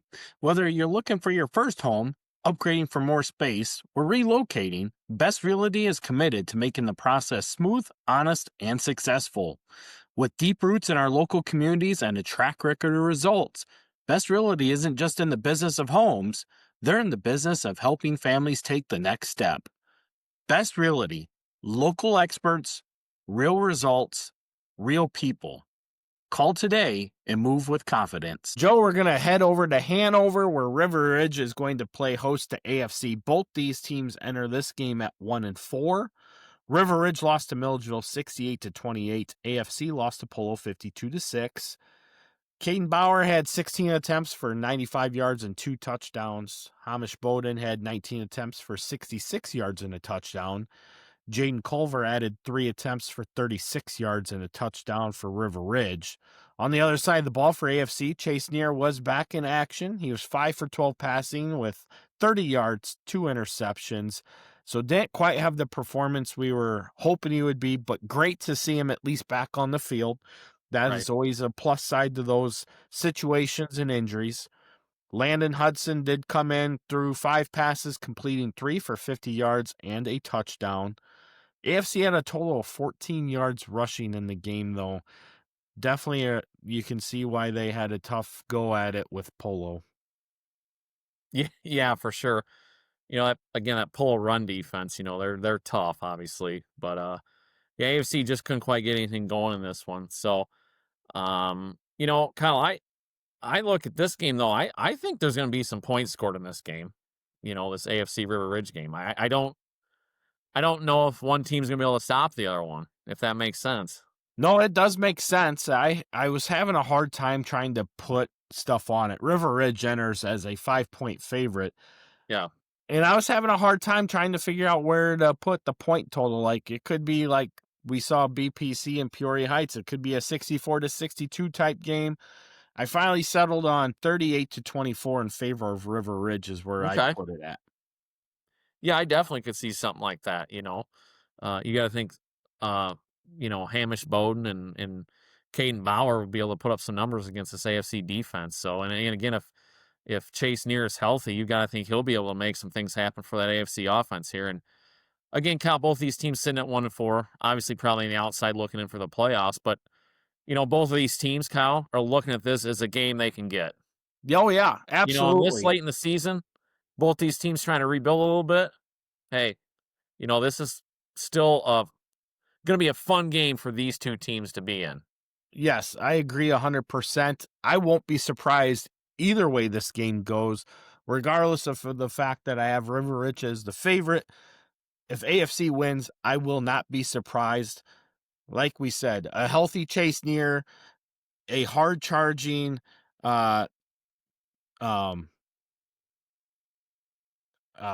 man, Kyler Wilstead, and then Yes. you add in Kyle Goldman and Adrian Lasoya, who have started to be more pronounced in the passing attack as well. I agree. I think that you're going to see a better offensive dynamic in this game for AFC. Likewise, you already touched on it. Bauer, Bolden, Culver, they've all been doing big things for River Ridge. Yep. I think you could even see Seth Reese getting in some more action at his tight end position as well. I think this is going to be a fun ball game as well. But I'm going to stick with my pick. I got River Ridge as the favorite. I'm going to stay there. Yeah, I'll take River Ridge as well in this one, Kyle. I'm going to say by maybe 1 to 2 scores, but you had mentioned 38-24. I definitely could see it something in that range for sure. So, and again, Kyle, I think it's important to remind our listeners as we're going to talk about some playoff projections later in the show. And I know AFC and River Ridge aren't worried about this, but there's teams that are going to get a playoff point from one of these teams. Example, Ridgewood played River Ridge non-conference. West Central played AFC non-conference. So one of those teams is going to pick up a playoff point. So every game still matters no matter what, So I just like to always point that out and remind our people watching of that. Yep. There's always teams looking to pick up playoff points from a game that pits 2 1-4 teams playing each other. Always big impact for sure. No doubt about that. We're going to talk about our Prairie State game of the week right after we return from this break. When it comes to planning for your future, you want someone you can trust. At Prairie State Investments, Mark Pfeiffer is here to help you build a plan that fits your life, your family, and your goals. Whether it's retirement, college savings, or investing wisely for tomorrow, Mark has the knowledge and local commitment to guide you every step of the way.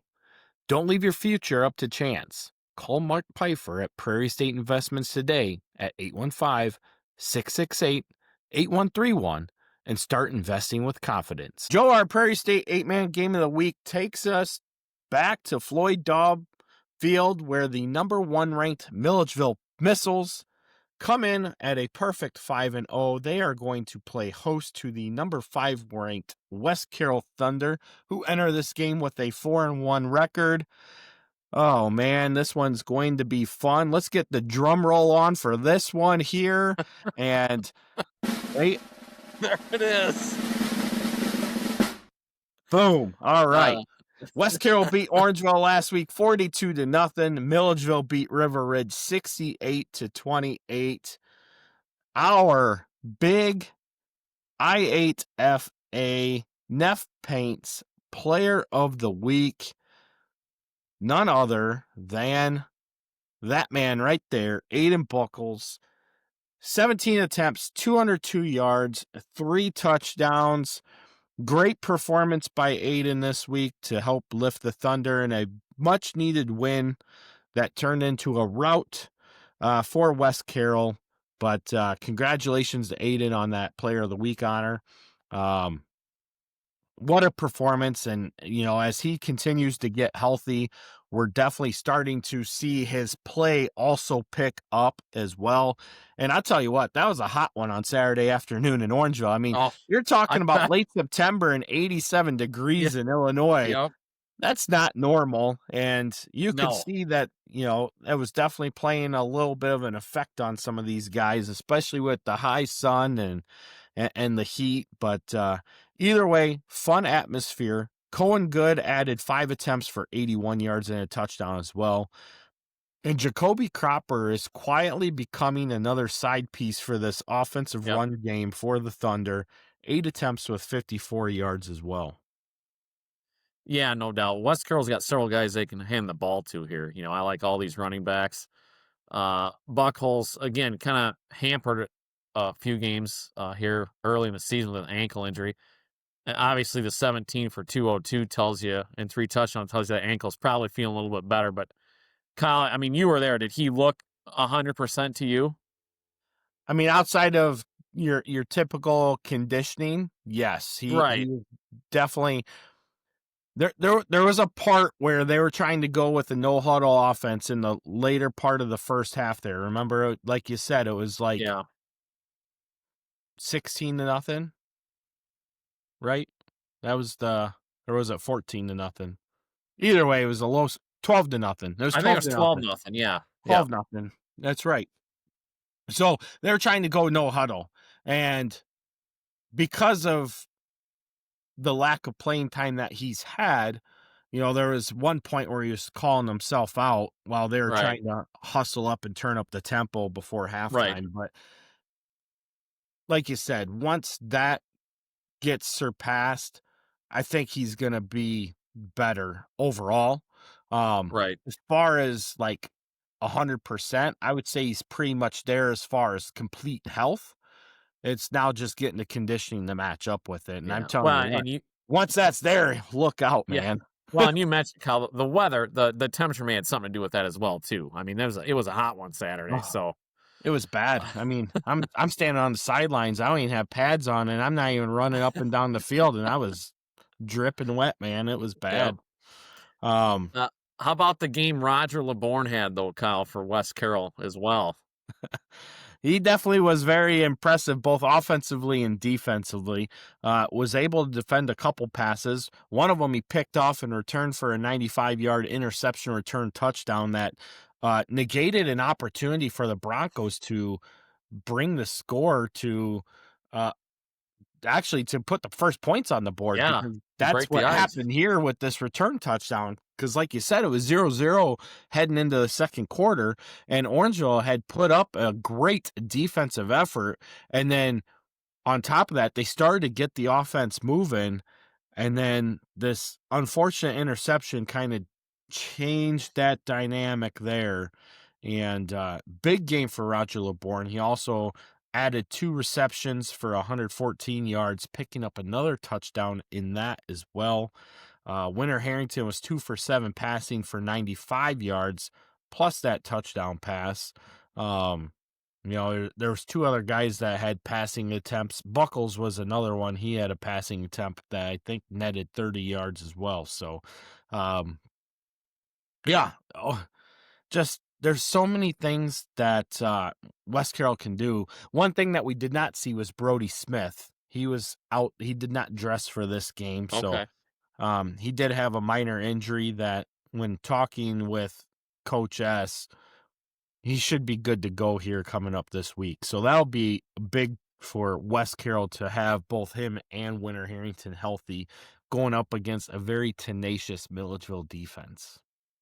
Yeah, this Milledgeville defense, we've been talking about them all year, Kyle, and for good reason. So, I obviously that'll be one of the keys to this game is will West Carroll be able to sustain some drives? Will they be able to move the ball?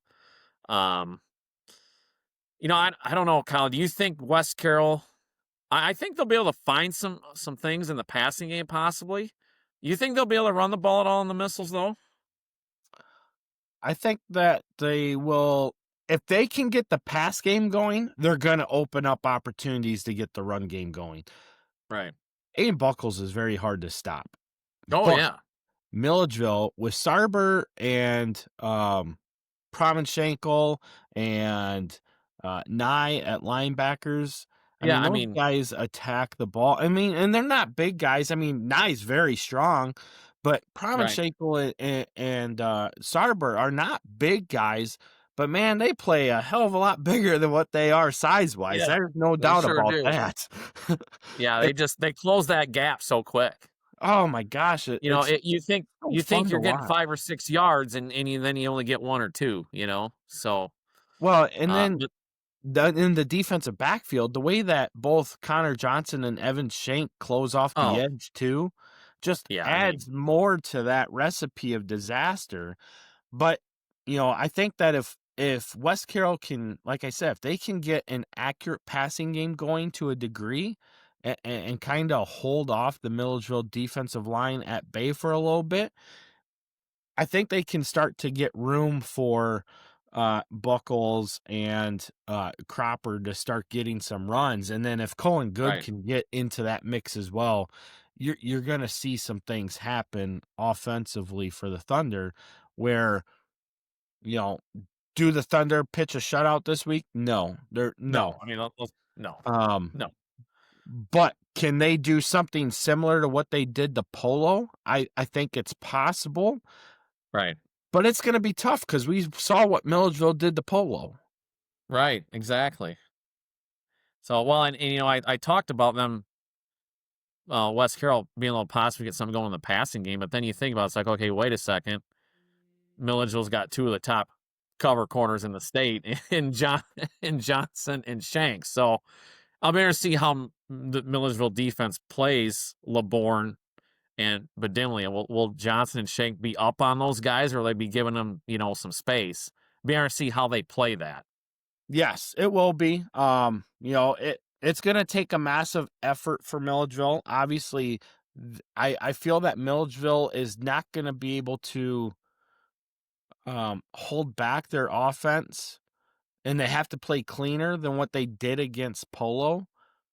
Right. Because, we saw it with West Carroll.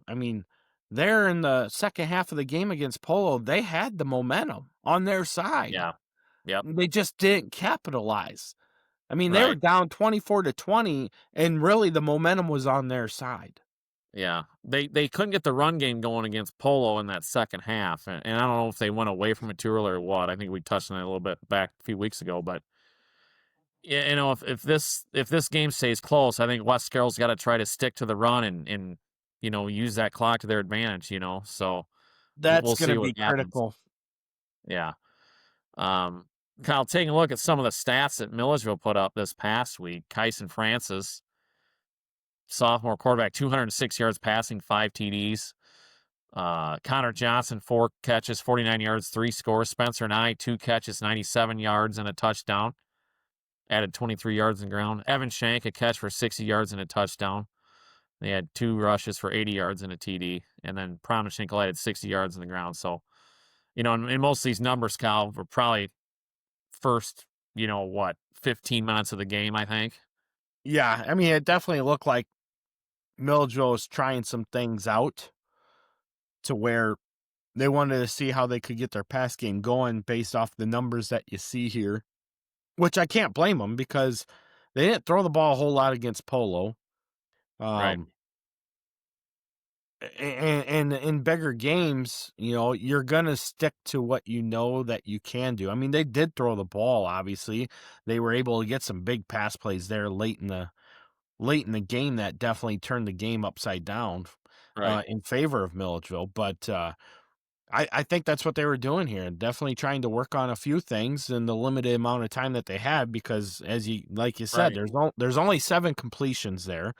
There's barely any rushing yards there out of your main guys. So, yeah, it was definitely a quick thing for the missiles here this past week. But, I think that Milledgeville clearly still very much the top team in the state. And they're going to enter this game as a 12-point favorite. Again, I'm going to say it like I did against Polo. This is another barometer game for West Carroll to see exactly how much they've closed that gap. I do think that they closed the gap. I don't think it's going to be 60-0 or whatever it was last year. I think that Milledgeville comes out with a 36-20 win this week. Okay. Yeah, that, I can go with that. I definitely got Milledgeville as a favorite here. I'm going to say 3 scores, though. And again, Kyle, I talked about this in our podcast on Sunday on the Spotlight on I8FA. I think it's critical here in this game. If Milledgeville scores first, how does West Carroll respond? I just think that's so critical. Because you look at West Carroll, they've played 16 games in 8-man football so far in their first year and a half. They're undefeated against the whole state other than Milledgeville and Polo. That's They know correct. these are the teams they got to get past. And So we're talking. Kids talk. Kids see the social media. They watch us. They listen to the podcast. They listen to View from the West. They know this stuff. So how are they? If Milledgeville jumps on them early, how are they going to respond? That's what I want to see. Even if Milledgeville wins this game, how's West Carroll going to respond in this? well, and it's If- kind of if what we there's talked adversity. about. We had similar talks about that in their first game with Polo, and Right. Polo did score first, and West Carroll came back down the field and Right, they did. answered. West Carroll has shown resiliency. They've definitely shown depth and strength and a lot more composure this year, which is excellent to see. Mhm. But with that, you're still playing one of the best teams in the state, Right. one of the most dominating teams that we've seen in the state over the past 4 years. And not only that, but you have to go to their place. Now, Right. I know that there's a lot of friendships between these two teams as well, so you kind of got to let that Yeah. sit to the side as well. It's gonna be fun. I would not be surprised, like you stated, Milledgeville winning by 3 scores. I wouldn't be surprised by that. I could see, I have 36-20. I could definitely see it being 42, 44, 46-20. Right. I could see it being 46-14. What I will be surprised about is if West Carroll does come out on top in an upset. I'll definitely be surprised Right. by Oh that. yeah, for sure. But I do expect West Carroll to close that gap. And, we talked to Coach S about that after the loss to Polo, and he even stated, we got to quit playing the name on the chest when we play the Polos and the Milledgevilles. Right, He didn't exactly. say that word for word verbatim, but that's pretty much what he was implying is we can do all of this against everybody. We have to be able to play this way against the Polos and the Milledgevilles. Right, and I think a lot of that, Kyle, what he's trying to say there is in these big games, you got to get rid of the penalties and get rid of the turnovers. That's kind of been the what's really hurt them in those games against the Poles and the Milledgevilles here the first year and a half. Yes. And, against Polo, they had some dumb mistakes. Yeah, to they put did. it They did. Yeah. bluntly. And it cost them. But anyway, should be a good one as we move forward here. My pick to win obviously is Milledgeville. Yours, I know, is Milledgeville. You already said that. So let's take a look around the state. We won't recap the top 10, but what we will do is take a look at the state-ranked teams and their upcoming opponents this week, just to take a look to see where everybody lies. Number 4, Pawnee is playing Oblong. Pawnee is a 38-point favorite in that game. The big one this week is between the other big one, I should say, because obviously we just talked about a big one in Milledgeville, West Carroll, but the other big one is South Beloit against Alden Hebron for what is presumably the Northeast Conference Championship. Right. South Beloit is an 8-point favorite there. I have not seen Alden Hebron play yet. I have seen South Beloit play. I tell you what, if South Beloit can get some composure underneath of themselves and play with better discipline overall, again, not making mistakes, stuff like that, they're going to be very dangerous, I think. I agree. And I see you got South Beloit as an 8-point favorite here, Kyle. And I really think that's spot on. I mean, I think this is going to be a 1-score game. I'm picking South Beloit in this one, but man, this should be a fun one. These two teams know each other pretty well. I know they had some off-season workouts together. A lot of talent on the field here, both sides of the ball. Yeah, So I'm definitely excited for that one. Another one is what we were just talking about with that South Division. Number 7 South Fork has to travel to Edwardsville to play number 10 Metro East Lutheran. South Fork entering as a 4-point favorite. Again, another big barometer game here. Yeah, for sure. And I think the thing to point out here is Metro East Lutheran they've started 5-0. Haven't really played anyone yet that I have projected in the playoffs. So, this is their first real test here in week 6. So, South Fork, a 4-point favorite here. I'm going to pick South Fork on the road here, Kyle, but this is a tough one. I think Metro East will be fired up for this one, and I would not be surprised at either team coming out on top in this one. Yeah, I mean, when you look at the point differential, Metro East Lutheran has scored 275 points while allowing 72. South Fork has scored 210 while allowing 78. But as you stated, we're already looking at one, maybe two potential playoff teams that South Fork has already played, and Metro East Lutheran has not played but maybe one. Right. Yeah. Unity Christian, I believe. Yeah. Did they play them? Yeah. Yep. So I did forget about that one. But they have, Metro East Lutheran, again, you can't control the order of your schedule. No. It's not like they've struggled against these teams that maybe aren't, near the top of the standings. I mean, they have taken care of business for sure. And we haven't talked about him a whole lot, but he shows up on our stat sheet. But their quarterback, Abe Oberhauser, is just he's a very good athlete and has game-changing abilities within his style of play that can definitely set things off. Gonna be a lot of fun to watch this one as well.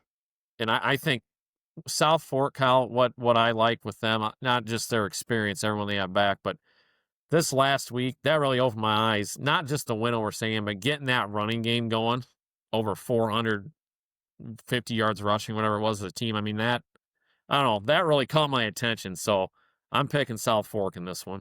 Yep, I agree with you there. I have South Fork as my projected winner as well, but won't be surprised if it's a game. And let's not forget, we saw Colton Puchetti go down with a season-ending injury, unfortunately. Right. In steps in a senior who went out for football this year, has been talked about a lot. Brody Van Hooser has really settled into that quarterback role for South Fork. What a story, man. A guy that wasn't playing football gets pushed into, now you have to be the quarterback because our quarterback went down, and he's already a gifted athlete based off of a lot of things I've talked to with people from the Kincaid area and Edinburgh area. And oh my gosh, it's cool, right? Yeah, it's a great story. And it doesn't hurt when you got a guy like, George Bailey to hand the ball off to. That doesn't hurt either. Right? And it makes you a little more comfortable back there, doesn't it? Well, yeah, and then you still got Ian Dial, you got Brody Lush. Yeah, exactly. Yeah, I mean, fun time to watch the Ponies play, that's for sure. Number 9, FCW plays at West Prairie. FCW enters that as a 59-point favorite. And then here's the big one, and this is going to be a big one for playoff talk that we're going to get ready to get into. Number 11, St. Anne at Unity Christian. St. Anne enters as just a 5-point favorite. Man, when I saw that, Kyle, I was looking through the notes here before we went on the show here. Like that really caught my attention. Only a 5-point favorite. Unity Christian, a team that, I'll be honest, I overlooked them a little bit first part of the year here. But they've started to put some things together. The 3 teams they've lost to, Kyle, are the 3 teams from the South that are undefeated. So, those 3 teams they've lost are combined 15-0. So, I mean, a lot of teams would be 2-3 with Unity Christian's schedule is what I'm getting at. But I think Coach Hopman has them going in the right direction here. If you were going to pick an upset this week, that's the one to pick. It's going to happen, but it's the one if that's where the money's at. Yeah, if you had to put a $10 bill on an upset, you're probably going with Unity Christian here. So, and I'm real interested how St. Anne bounces back, Kyle. I think that's They're going on the road here after the big loss to South Fork on their homecoming, which South Fork just, they put it to them, let's be honest. So, you know, interesting to see how they bounce back here after their hot start. Well, and that's This just should be it. an interesting game. St. Anne is still 4-1. They're still in control of their own destiny. They just got to take care of business. They have a big game coming up down the road here in a couple weeks, too, with Milford Cisna Park, which Right. will likely determine this division championship as well. This will be a big one, though. If Coach Hotman and the Royal Lions can pick and the Lions can pick this one off, man, that'll be very interesting. Not Royal Lions, just the Lions. My bad. Number 12, West Central playing Galva. West Central enters as just a 7-point favorite. That speaks more volumes to what Galva's been doing this season as well. But very interesting to see that score projection with or point spread with these two teams here. Yeah, for sure. And Galva, Kyle, there's a team that they're sitting at 2-3, and we got them 2 games on their schedule where they're going to be heavy favorites. That gets them to 4. So, they either need a win against West Central this week or Ridgewood in week 8. So, huge game for Galva here. Obviously going to be tough, going down to Biggsville here. I'm picking West Central in this one. I'm going to say a 2 to 3 score game here, but I really think Galva's going to give them all they can handle for a good majority of the game. Yeah, I definitely agree with you there. West Central is my pick to win here, but I'll be very interested to see what Galva does. And again, if Galva does get the upset here, that's going to throw them into that playoff projection even bigger than where we already have them looking at finishing at. Right. Number 13, MCP takes on Meridian. MCP enters as a 29-point favorite. So that gives you a look at our state-ranked teams and their opposition this week outside of the games that we've already talked about around the NUIC. Joel, let's get into that magic talk. We saved time for it. Let's talk I love it. Let's go I'm with excited. playoff projections. Kyle, how much does the game more fun than this? No, it never gets more fun than this. This is the best time of the year. I told you that this week I would have everything prepared, put together. I shared what my thoughts were with you. I did not hear anything back from you, so the viewers can see that this is a true conversation between me and you without previous conversation. That's what I wanted it to be, Kyle. That's what I wanted it to be. So let's just start with some of the facts here, Kyle. 6 teams got to 5 wins this past week. So these 6 teams have clinched a playoff spot.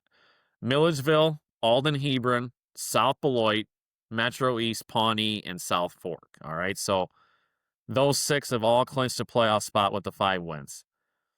You got 6 teams this week sitting at 4-1, Kyle.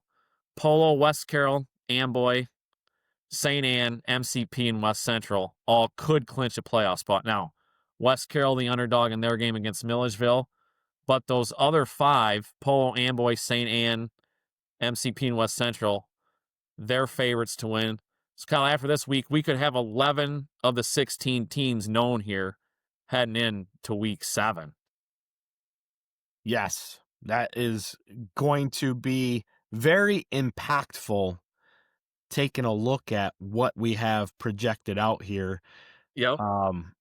And that's just crazy numbers, but it's true. I mean, the only team that's not favored to get to that 5th win this week is West Carroll. Right, exactly. So I really think we'll have, you got St. Anne at Unity Christian. We talked about that as a game maybe a possible upset. But other than that, I mean, Polo, Amboy, MCP, and West Central are pretty heavy favorites to win. So, we could have 10 to 11 teams, in the field already here after this upcoming week. So, Kyle, I'll go here next. I see you have Milledgeville and Pawnee both projected to go 9-0. I do as well, as the 1 and 2 seeds. Now, obviously, there could be some more teams in that mix, But Kyle, if you do the math and look at all the games left, no more than 3 teams can finish 9-0. There's a possibility we could have 3. Obviously, there's a possibility there could be 0, though. I mean, Yeah, all these teams that are undefeated do have very tough matchups yet. that's correct. I mean, You we've know, talked so- about it. I mean, Milledgeville has to get by West Carroll this week, and then they still have last year's Missouri runner-up in North Shelby in Week 9. And Right. again, credit to Milledgeville for going out and getting a game when they could Oh. have easily just bypassed it and said, screw it, we're taking a Week 9 forfeit win. Right. And the other team, Kyle, because you got those 3 teams from the South, they're all going to play each other. So between Pawnee, Metro East, and South Fork, only one of those teams can finish 9-0. But that's not a guarantee. I could see a situation, Kyle, they all beat each other up and finish 8-1. Yeah, that is that's very, very very possible. possible. The other team, Kyle, that I think would have a chance to go 9-0 still mathematically, I don't think it's going to happen. But South Beloit, they're sitting at 5-0, but 3 of their last 4 are tough. They go to Alden Hebron, they host West Carroll, and they go to Polo. But that's the scenario where you could have 3 teams finish 9-0, South Beloit and Milledgeville, one of those teams from the South. I agree. I don't have South Beloit projected at 9-0 as a lot of people have already seen my projections out there across social media. But at the same token, I agree with you. There's still definitely a pathway for them to get to 9-0. Likewise for Alden Hebron. Right. I actually have South Beloit. I see you got them at 7-2. I actually have them going 8-1. I got them losing to Polo Week 9. But yeah, Alden Hebron, a team, they get South Beloit this week. They go to Milledgeville Week 8. So, the Giants are still right in that conversation as well for one of those top seeds. So, I think that's important to point out yet, Kyle, who could finish 9-0 here and take down those top couple of seeds. But Milledgeville clearly not only our number 1 team, but the team with the most playoff points, Kyle, of these upper echelon teams. Polo's close to them in points, but Milledgeville has the win over Polo if they would both finish 8-1 somehow. Yeah, So and so likewise, if Milledgeville were to get a loss, they're still projected to be the 2 seed. Exactly. I don't see a scenario, Kyle, where Milledgeville's any worse than the 2. Do you? Like I've ran several scenarios. Like I don't see how they're worse than the 2. Yeah, the only way that could happen is if they lose both to West Carroll and to North Shelby. Yeah, or in Alden Hebron if they somehow lost. Yep. Or if they somehow lost 2 of those 3, I don't see it. But that Milledgeville again, 3 of their last 4 here, which is perfect for them going into the playoffs. Again, Milledgeville's got to get playoff ready right now with these teams they're playing, which is perfect for them. They can't have it on cruise control here, which is good. So no, and I want to pull up some of that information because IHSA doesn't have it. So let me go to my other sources. I just want to take a look to see where North Shelby is at right now, and they currently sit at 5-0 as it is at this moment. And right now, that game in Week 9 with Milledgeville would be a projected toss-up game. Yeah, and didn't you say, was it last week on the show, or maybe we were talking off air, but if they were in Illinois, they'd be number 2 in the ratings behind Milledgeville. Is that true? Yes. Am I dreaming that? Nope. We talked about that, right? We talked about that. Okay. And if you look at this week, North Shelby has closed that gap. So now it's even closer. Okay. But again, Milledgeville fans, we're projecting you guys, whether you're 9-0 or 8-1, to be no worse than a 2 seed.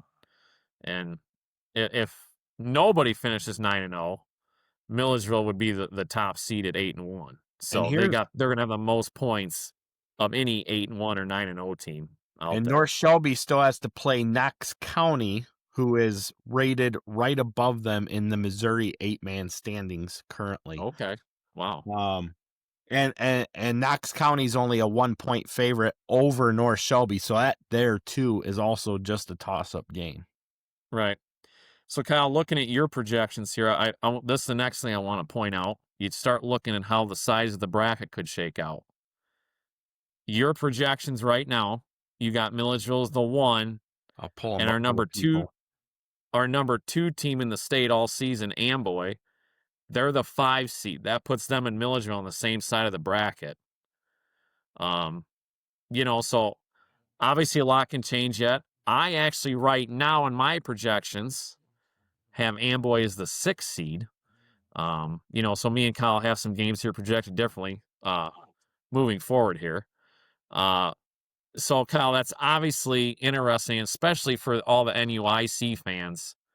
I think a lot of them are probably wondering, obviously of 2 of the 3 teams that have been at the top all season, Milledgeville, Amboy, and Polo, at least 2 of them are going to be on the same side. We've seen how many times, though, they're all 3 on the same side.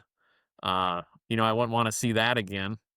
But, that still is in play, obviously. And that's just give me your thoughts on that. Give me your thoughts on that, Kyle, what I'm kind of talking about here with the possibility of Milledgeville and Amboy being on the same side of the bracket. Well, where they would land is they would be meeting up in the semifinals. Right. And obviously this is argumentative points, but fortunately for me, I've been able to get eyes on a lot of teams across the state already through the first 5 weeks, Yes, which you have. has been great for me. So I've been able to get the litmus test and the eye test going on a bunch of these teams. And, like our ratings and rankings show, Milledgeville and Amboy are kind of in their own little tier right now. Right. As far as being the favorites across the state. Obviously, a lot of people would like to see them, especially up here in the northern half of the state, they'd like to see them on opposite sides of the bracket. Likewise, people in other parts of the state probably want to see them in the same side of the bracket. That way they have a better shot of getting the Monmouth themselves. Right. And I can't argue it either way. Well, and Kyle, I'll be honest, is the Polo radio announcer, if you're a Polo fan, you like your bracket better than my bracket. So my bracket, I actually have, I got Polo as a 3 seed like you do, but I got Amboy as a 6. That would put Polo and Amboy playing in the quarterfinals. Yes. That's my bracket. Yes. But I'm seeing as a Polo guy, if you're opposite of Amboy and Milledgeville, you're going to take your chances with that. Correct. So with that being said, you have Milledgeville as the 1 seed, Amboy as the 6. You would still have them meeting up at the state championship. Right. Exactly. I was just more saying the possibility of teams of quality of Polo and Amboy meeting in the quarterfinals is what is. I mean, and we've seen games like that before in 8-man, just the way the bracket shakes out, And looking at the way that I have it too, like you would see an Alden Heber and Olsha South Beloit rematch right away in round 1. Yes, I know it. Yeah, that would be interesting. You would see a South Fork Amboy quarterfinal matchup, a Pawnee West Carroll quarterfinal matchup, projected wise. Yeah. And a Polo Metro East Lutheran projected matchup, or MCP.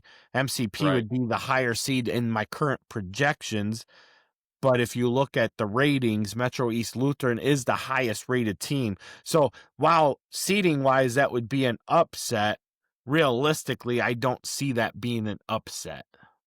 If that right, makes Colin, sense. I'll agree with you there. I have Metro East as my 11 seed also. I mean, you talk about a dangerous 11 seed. Well, that's what I'm saying. And we've heard a lot of talk about this already. Between me and you conversing, along with other people talking throughout the state across IHSA. And one of the things that keeps being talked about and keeps ringing through is the fact that you have more parity across this entire playoff bracket. Without a doubt. I mean, you look, Kyle, at the past 5 years since the St. Man really got going. A lot of your 6-11 matchups, you could just write those off as a running clock. That's not going to be the case this year. I just don't foresee that. Even you look at your projection, the 3-14 matchup, Polo versus Ridgewood. That's not a running clock. I mean, No. I think Polo still wins that game, but that's not a running clock. Most 3-14 matchups in the past have been over in the second quarter. Well, and even that first round matchup, 7-10 West Carroll FCW, that's definitely not a running clock either. And that would be a rematch of last year's 20-17 win by the Thunder as well. Right. So I mean, gonna be fun here, Kyle. I mean, and who knows? Like we were talking about earlier, West Central starting to improve since that week 1 debacle against West Carroll. Them getting South Fork in the first round would be ginormous. Yeah, that would be real interesting. Just trying to see what else you got here. Now, Kyle, obviously there's some games that you and I have picked differently. The West are out there. Why your and my projections are different. Some key games down the stretch, Kyle. You got, those South teams all got to play each other. South Fork plays Metro East this week. And then South Fork still gets Pawnee. And then Pawnee still gets Metro East. So let me talk on that real quick. Yeah, go ahead. So I'm just trying to explain where I come up with my reasoning. Right. And with that, I took a look at a couple different things. Obviously, you want to take a look at games that teams have played similar opponents on as well. And right now, while Metro East Lutheran has put up the most points, Pawnee has given up the fewest points. Yeah. And likewise, Pawnee has also played a tougher schedule to this point. They've played a Martinsville team that we have looked at potentially being in the playoffs. I think you have them as the 16 seed. They've played a Unity Christian team that I have currently projected in the playoffs as the 16 seed. And that's all because of who you have winning compared to who I have winning gives these guys different points. We'll touch on that in a minute. Yep. Yeah. And, right now, we got the big game this week between South Fork and Metro East Lutheran, which I feel South Fork wins that one. And then South Fork and Pawnee play next week. So we're going to get a lot more answers here very quickly in these next 2 weeks. Yep. And Kyle, you're looking at a situation, South Beloit. You have them as your 8 seed at 7-2. I actually have the Sobos as my 5 seed at 8-1. So obviously there's a big difference between the 5 seed and the 8 seed, but let's look at South Beloit the rest of the way out. Yep. They honestly could go anywhere from 6-3 to 9-0. I mean, they play Alden Hebron, they play West Carroll, they play Polo. You can make a case for them winning all those games, or you can make a case for them losing all 3 of those games. Well, and let's not forget that they play an Abundant Life team for a second time. Right. They won that game 36-20 the first time. Yeah, I gotta admit, I am looking past that one a little bit, but I shouldn't be. I mean, this is Abundant Life's first time in 8-man, and they're getting a big conglomerate of teams from up here playing against them. Right. And with that, the fact that they've already played Alden Hebron and they've scored points against Alden Hebron, they've played South Beloit, they've put up points against South Beloit. The 20 points that they scored against Milledgeville was a joke. Milledgeville was winning that game 46-0 at halftime. Right. So the running clock was already in place by the time they scored those 20 points against the reserves for the Missiles. So you can throw that one out the window. But their game with South Beloit and Alden Hebron were games. Those were not running clock situations. Yeah. Here's the thing, Kyle. South Beloit, though, you have the possibility for them yet to be as high as the 2 seed if they somehow were to finish 9-0. But let's say they lost all 3 of those games I talked about, Alden, Hebron, Poe, and West Carroll, which it's a possibility. You're talking them dropping all the way to right around that 12 seed. Yeah. I mean, South Beloit's one of the key factors in this whole thing, as far as how they can change this whole bracket. Oh, for sure. And yes, talking about South Beloit, I do have them beating Alden Hebron. I do have them beating Abundant Life. But right now, West Carroll and Polo are the favorites over them. Can I see South Beloit winning those games? Yeah, we've talked about it. They have the speed, they have the quarterback, they have the athletes to be able to do it. Yep, they do. It's going to come down to playing with more constraints and discipline overall. They're not making the silly mistakes, getting the silly flags, stuff like that. They just have to play within themselves and clean a couple things up because they have the athletes to do it. Right. Yeah, for sure. And you're not the only one I talked to that has South Beloit beating West Carroll either. I just don't. No, I just don't. I have West Carroll winning. I do. I just think that has probably got to be one of the most evenly matched games across 8-man all regular season long. And those 2 teams playing in week 8 at South Beloit. Like, that game should be a close game right down to the wire. I mean, it really should. We've seen both those teams in person, Kyle, and both those teams got plenty of talent there. That should be a great game, and that's really that could be the difference in a home game or an away game for those 2 teams in the first round. That's a huge game in week 8, and again, one of those I like to call it bracket-altering games for sure for both teams. Oh, yeah. Yeah, it won't bust the bracket, but it'll definitely change the bracket. Both those teams are in the playoffs. Well, yeah, for sure. So, Kyle, let's talk about our 16 seeds. Yep, let's do that. You have Unity Christian, which I got to admit, Kyle, you were on this Unity Christian train a little bit before I was. I've had Martinsville slotted in there this whole time. So we're projecting, Kyle, both these teams to finish 4 and 5. My latest projections, Kyle, what I came up with, I have both these teams finishing with 47 playoff points at 4 and 5, so it'd be a tie. And I actually have Orangeville finishing 4 and 5 with 46 playoff points. So, I got Orangeville not out of it yet. If they could finish 4 and 5, get a win, playoff point somewhere I haven't projected and get them back in that mix there. But Kyle, Unity Christian could put all this, make all this talk meaningless if they pull the upset on St. Anne this week. Well, and that's just it. That I think that they have a good shot at stunning the Cardinals this week. Obviously, I don't have them projected to win it, but I wouldn't be surprised if they do. They're starting to get things put together. That's one of the things I talked about with Coach Hopman earlier today, was just the fact that, he's definitely gotten things turned around there back to where it was when it was still LSA before they changed the name to Unity Christian. Right. And he was the head coach when it was LSA and then stepped down, and now he's back into leading the head coaching job. And he said, it's easy when you have kids that want to work for you, and that's what he's got right now.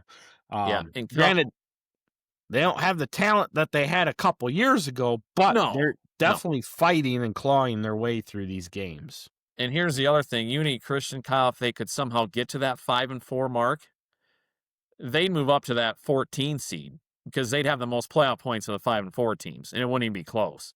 Correct. So they wouldn't, if they go 5 and 4, they're not the 16 seed. They're moving up to that 14 seed. Yeah, because you look at their like you said, their non-conference games. They've got 3 non-conference games against a Pawnee team that's projected to get, at least for me and you, 9 wins. A South Fork team that I have projected at 8 wins, and you do too. And a Metro East Lutheran team projected at 7 wins. And regardless, it's all going to be the same points, whether they finish 8-1, 8-1, 8-1, 9-0, 7-0, 8-1. Yeah. whatever. I'm at 7-2, not 7-0, but. And then on top of that, you still have St. Anne and MCP for your divisional games. You're getting 15 to 16 points out of those two teams. So, right.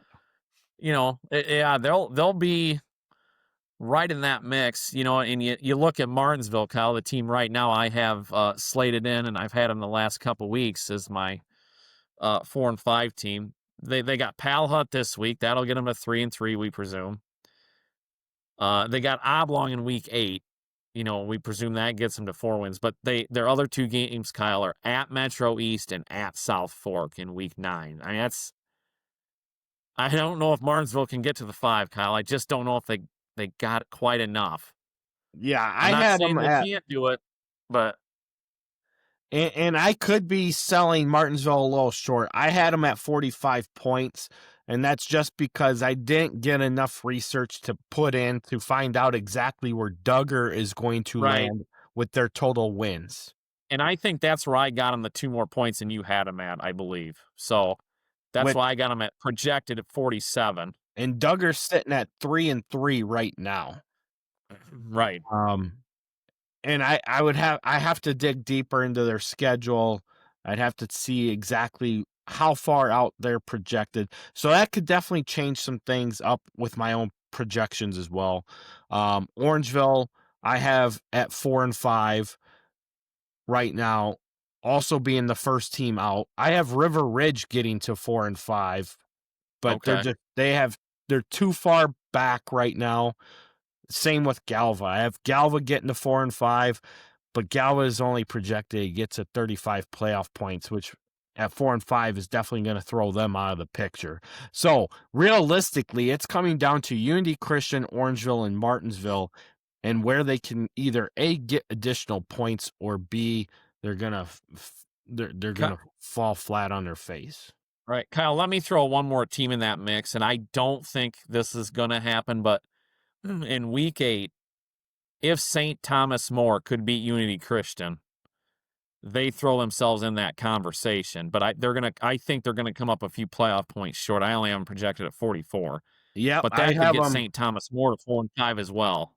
Yeah, because currently they're not sitting at 25 points, which at the current projection, they're a point behind both Martinsville and Unity Christian this week, and 2 points behind Orangeville already.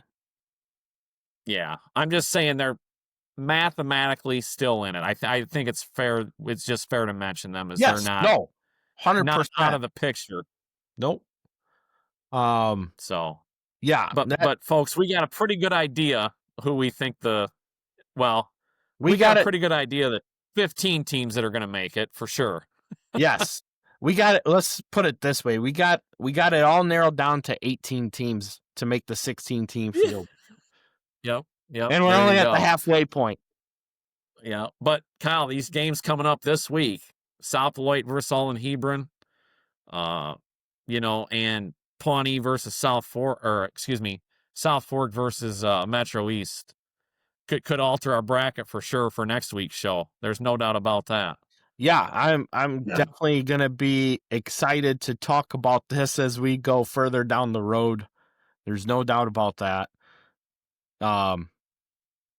It's going to be a lot of fun. And I think as the week, obviously we both know as the weeks go by, our projections are going to become more lined up with each other as well. Right. Yeah, they're really not too far off. You're talking less than a handful of games that, made these projections different. That's what people don't realize, how much one game can change two people's projections. So oh yeah.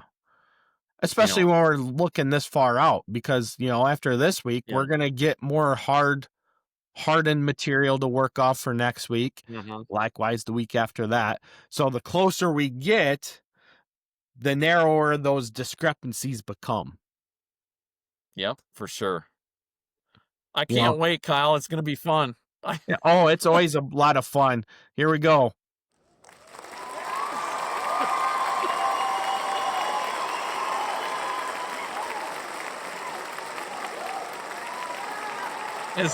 Kyle, Is that going to be the introduction for our playoff show in a few weeks, or you got something else cooking for that? It very well could be. It very well could be. I don't want to, keep the listeners, people watching wondering, but man, that's good stuff there. Yeah, we there's a lot of things that we Folks, he can really do. does have a day job. He really does. I do. And it takes up a lot of my time too. As does this. You gotta have balanced hobbies though, right? That's right. But yeah, man, it's crazy how much we put into this. Yes, I was looking at talking about our playoff show. I'm gonna start getting material put out for that. Right now, we have that date is already set. It's going to be Saturday, October 25th. Like last year, we're going to move it up a half hour. We're going to start at 6:30. That way it gives us a little bit more time between 6:30 and 8 o'clock to really dissect between IHSA to Class 3A. So we can talk about bracket projections, things like that, where we see it.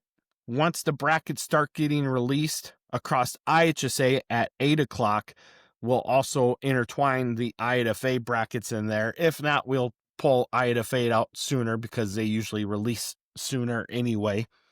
But I do think there's a couple Saturday night games that are taking place once again that could have a dagger into what those standings look like unless they move their games up. Yeah, I haven't looked that far ahead yet. I do know Martinsville and South Fork play, week 9. So that's a game that obviously has some playoff interest. Yeah. So they play on Saturday. I don't know the timing of that game. Let me look here. I thought I had it pulled up, but then I didn't. Martinsville and South Fork, they play at 1 o'clock. So okay, that will definitely help us out as far as the show goes and is concerned. But yeah, no, it's good. It's definitely going to be a lot of fun. Once we get those brackets released, I'm thinking about inviting coaches on at different intervals. And I've been talking with Greg Armstrong as well, one of our co-hosts for the playoff show, who operates the View from the West podcast. And we were talking about him potentially helping to engineer the show that night too. So I'd say that's a good guy to do that. Yeah. Well, I mean, we're gonna do. 'Cause it ain't me. Yeah, I'm just there. Yeah, I'm just there to talk football. I don't do any of that other stuff. Well, we're gonna run everything through our Riverside account, but we're gonna go live into YouTube. So everything's gonna be live on YouTube, but with the Riverside account open, helping to guide everything. So I can invite guests like coaches into our Riverside viewership and have them live on video chat, and the viewers can see it and hear everything that they got to say. So, and then of course it still allows us to have the live chat box open like we've had in years past as well. Right. So it's definitely going to be a lot of fun, as it usually is, with hopefully an even higher level amount of participation. Yeah, I can't believe it's only a little over 3 weeks away. That's just so hard to believe. So yes, be here before you know it. We got to start getting notes put together. Thankfully, I've been caught up on all my stats through this week. So there's a couple games I still got to get entered in for week 5, but everything's already entered for the most part. So then it's just getting uploaded. I should have all of our stats out this week by tomorrow, which would be today once you're seeing this video, because obviously we're shooting beforehand, but anyway, yeah, Thursday we'll have all the updated stats for the week put back out there. And again, for coaches that are listening, if you have not sent your stats in, I know a couple teams go through Max Preps to upload their stats. I go there a lot myself to find team stats. But if you're not putting your stats out there on Max Preps, shoot me an email, nuicfootball@gmail.com, and I will get your stats configured in with the rest of them so we can start getting your kids more vision and applauses from around the state. So All right. Well, always Kyle, fun to promote. should be a fun couple of weeks here for sure. So I'm looking forward to it and looking forward to our next couple shows as well, heading into the playoff show. Definitely going to be a lot of fun. Like you said, a lot of big games this week, a lot of big games coming up down the road that are going to help shape the picture. And, I agree with a lot of people out there that are stating that there's a lot more parity across the state, especially when we look at the playoff projections, which is just overall a great thing for 8-man football. Yes, it's going to be a great time. So with that, get out to the games, support your teams. As always, root for the NUIC.